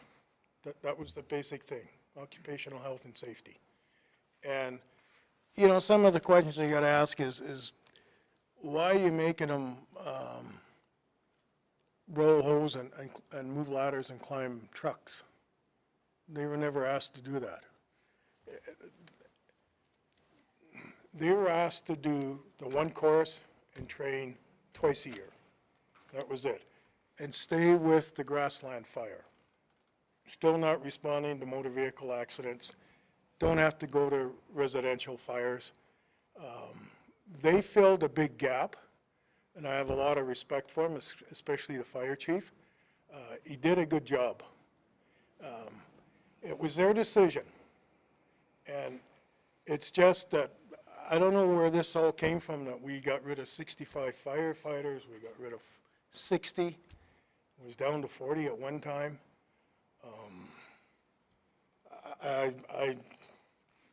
But these are the questions that the ratepayers are asking me, and I got more than 9 phone calls. The best meeting I had was probably about 2 weeks ago when I got asked to see a couple of ranchers at their place. And I went and saw them, and again, respect for them. They were pretty point blank. And the one said, maybe we should do this inspection. So I said, why? You tell me why we should do it. And he said, well, I'm confused by all the information out there. And he said, why are you making volunteers take courses that they don't want to? So again, I said, well, these are the facts. We have paid on-call firefighters. They get paid. They get paid for training. They get paid for going out to fires. They are covered by workman's comp. They have a life insurance policy. And they get paid overtime. So they're not really volunteers anymore. And for some reason, if a severance package is done for them, they can collect it if they want. So they're considered employees of the county. So either you follow the rules or you don't. And the other thing, we talked about budget all the time. And I know you and I talked about it, about this cost. And I know now it's up to 75 grand, roughly. And I think, personally, I think it's going to be higher if we do this. I honestly do. Especially if it goes a year or a year and a half as the time factor I was told. I know it's from 6 months to a year and a half, but the average one I was told was usually about a year. And it does consume a lot of staff. We're already short.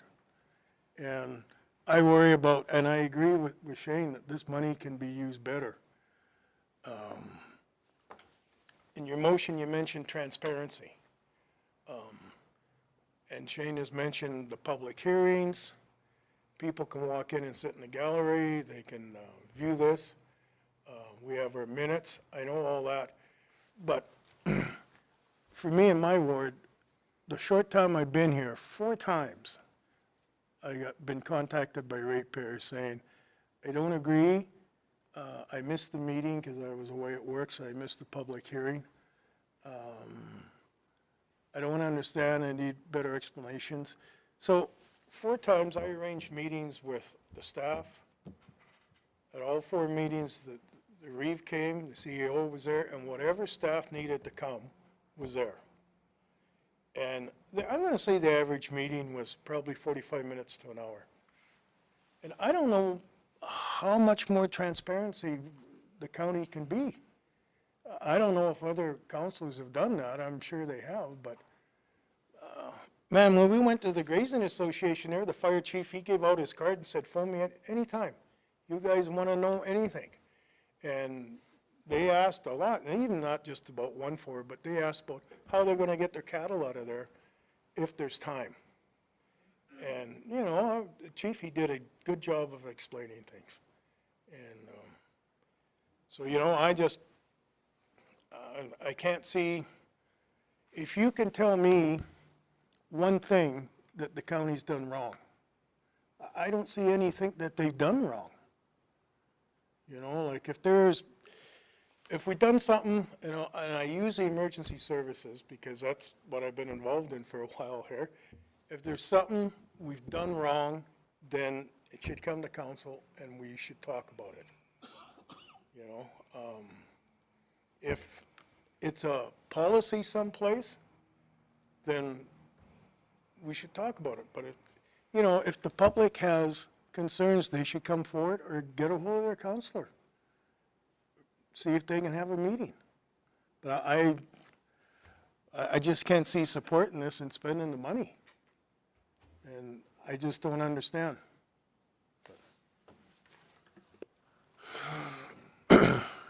Michelle, you had your hand up. Well, I think that this motion has me backed into a corner. If I vote in favor of it, in my opinion, I'm saying to administration and council that I don't believe they are doing their job. If I vote against it, there will be those that think I have something to hide. Neither of those things are true. I am very grateful for what administration does and believe that they do their very best for the county. We are lucky to have such dedicated staff. It is my belief that if this investigation were to move forward, it would cause undue strain and stress for the Cypress County as a whole. It will cost taxpayers tens of thousands of dollars, not to mention the effects it could have on the economic development in the county. For what? We have already spent taxpayer dollars on an independent review that came back with an impressive result. And I think personally it would be an inappropriate use of tax dollars. Those dollars should be used for public buildings, infrastructure, roads, maintenance, parks and recreation, which is ultimately what we're here to do. And for those reasons, I won't vote in favor of this. Well, I don't have much more to say. Everybody, Shane, I had a whole spiel written here as well, and you guys both said everything I was going to say. So I hate repetitive, so I'm not even going to say it. The biggest question I had was the modem or the motion or the motive behind the motion, which you addressed. And I will have to agree with everybody else. I just don't believe that it is needed, and I will leave it at that. Does anybody else have anything to say before I go the vote? Go ahead. Is that what you were going to say? No, I said before I call the vote. So I really like this job. I think it's neat. I like it, the idea that we come in here as 9 people and we look at everything that's going on and we have 9 opinions. And we could have 9 interpretations of something, Robin. And so that is the neat part about this. And that's where we discuss and figure it out if we should have changes or whatever. I think we have a very proactive administration that is usually ahead of us on any suggestions. So I can appreciate somebody interpreting or looking at it and saying, well, I'm looking at, and I'll read out of there, the county's operations and governance, and yeah, I would like a second opinion on it, but before I would go into that depth and having somebody come and tell me, and it will be a group of people that don't necessarily understand Cypress County, I really don't have any. I have not receiving complaints from our ratepayers, and they're the ones that direct me to what I need to do. So I struggle with that. The other part is that I have some stuff on my mind, but we did have an in-camera discussion maybe a month or 2 ago, and if I'm going to bring that up, I would have to request we go in camera. So it would be council's choice. So I'm not going to do that? Okay. Keith? As I looked at this and thought about it, I feel a little bit like Michelle. I feel a little bit cornered because I know that from listening to you that the feeling is not to support this motion. I understand, I think, Robin's motive, and I like the intent of better governance. And to vote for this, I feel like I'm being labeled as thinking we haven't been doing our job. And I don't believe that we have neglected to do what we have to do. You know, I look at the things we've done. I think we've tried our best.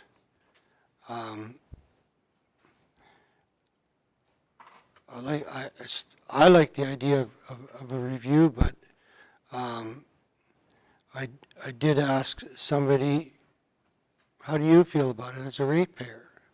They said, I think it's well worth the money. I was just one ratepayer. So I'm a little bit torn because I go, no matter which way you vote, it's kind of like there's a label attached, so. But I do support the idea of having somebody help us do our job maybe a little better and to make sure we're not missing any gaps.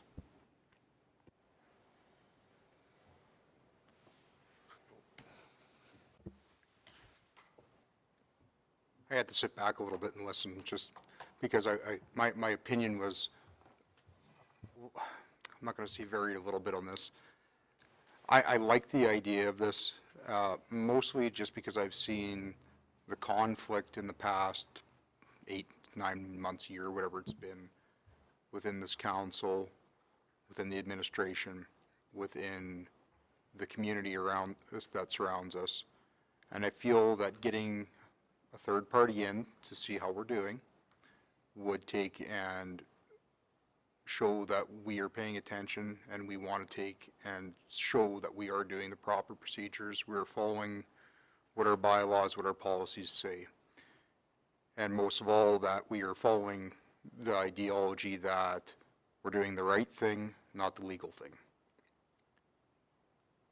I like the idea of this. I swear I live in the happiest ward in Cypress County because no one complains out there, and if they do complain, they have good reasons. A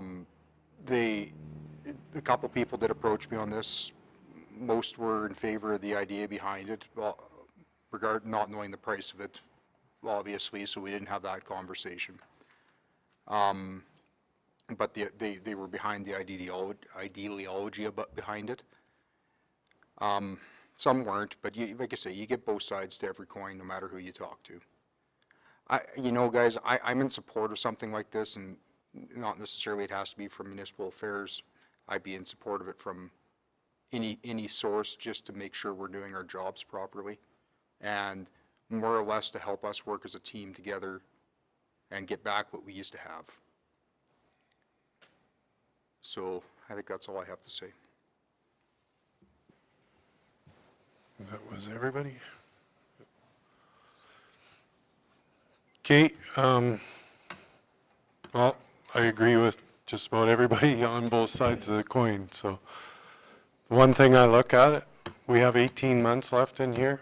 This is going to take 6 months to a year to 18 months to do. I'm against spending the money on it. I think we need to be adults in here. We need to put whatever was in the past, and we need to work together as a team for the betterment of Cypress County. We don't need somebody to come into our kitchen and tell us how to do that. We're old enough and mature enough, we can handle it. And I do understand, Robin, I'm not stabbing at you. I understand what you're looking for. I truly believe in my heart that we are doing the right thing that we can for Cypress County. And if there has been a couple of screw-ups here or there, we catch them, we fix them. Nobody's perfect. You're always going to have an oops somewhere. But we are getting down on staff. We're looking for staff.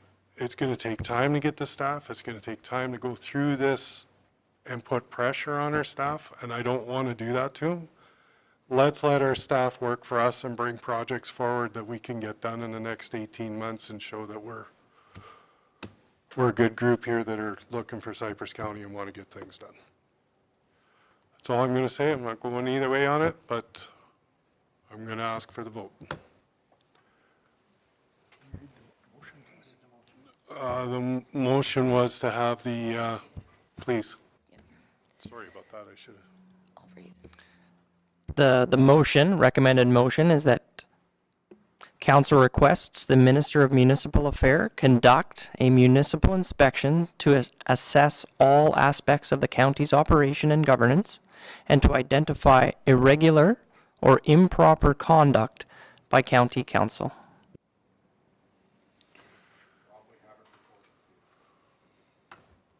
Sure. Yeah. Are you asking for it? Okay. Vote.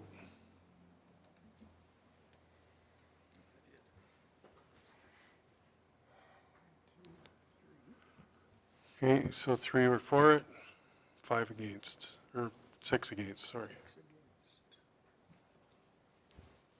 Do you have them, Les? Okay. Okay, that was lost. We're going to have a cold lunch quickly because we're a little past here, so we'll take a break for lunch.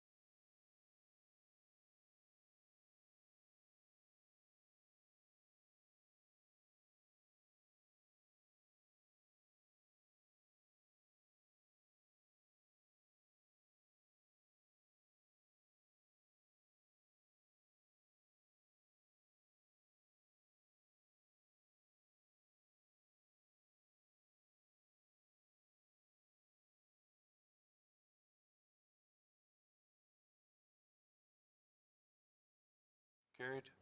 9.1, Robin's making a motion to, Yeah, can you pull it up there, Lesley? Thank you. So, yeah, that council, my motion is that council directs administration to send a letter to the city of Medicine Hat and town of Red Cliff notifying them of Cypress County Council's intention to withdraw from the intermunicipal committee effective May the 7th, 2024. hey, everybody knows what it is. Vote. Are we okay doing recorded on this one? I think it's going to be 9-0. No, I think you're, Yeah. Recorded. you got to ask for it. Are you asking for it? Okay. I should have voted no. 9 point, oh, that was carried? 9.2, motion to receive for information. Keith is making that one. Vote.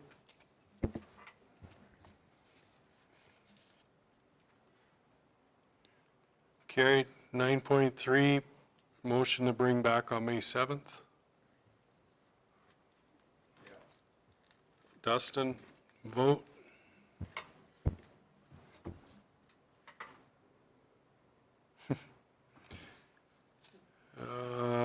We don't need anything on 9.4, do we? That was just information. Meeting adjourned.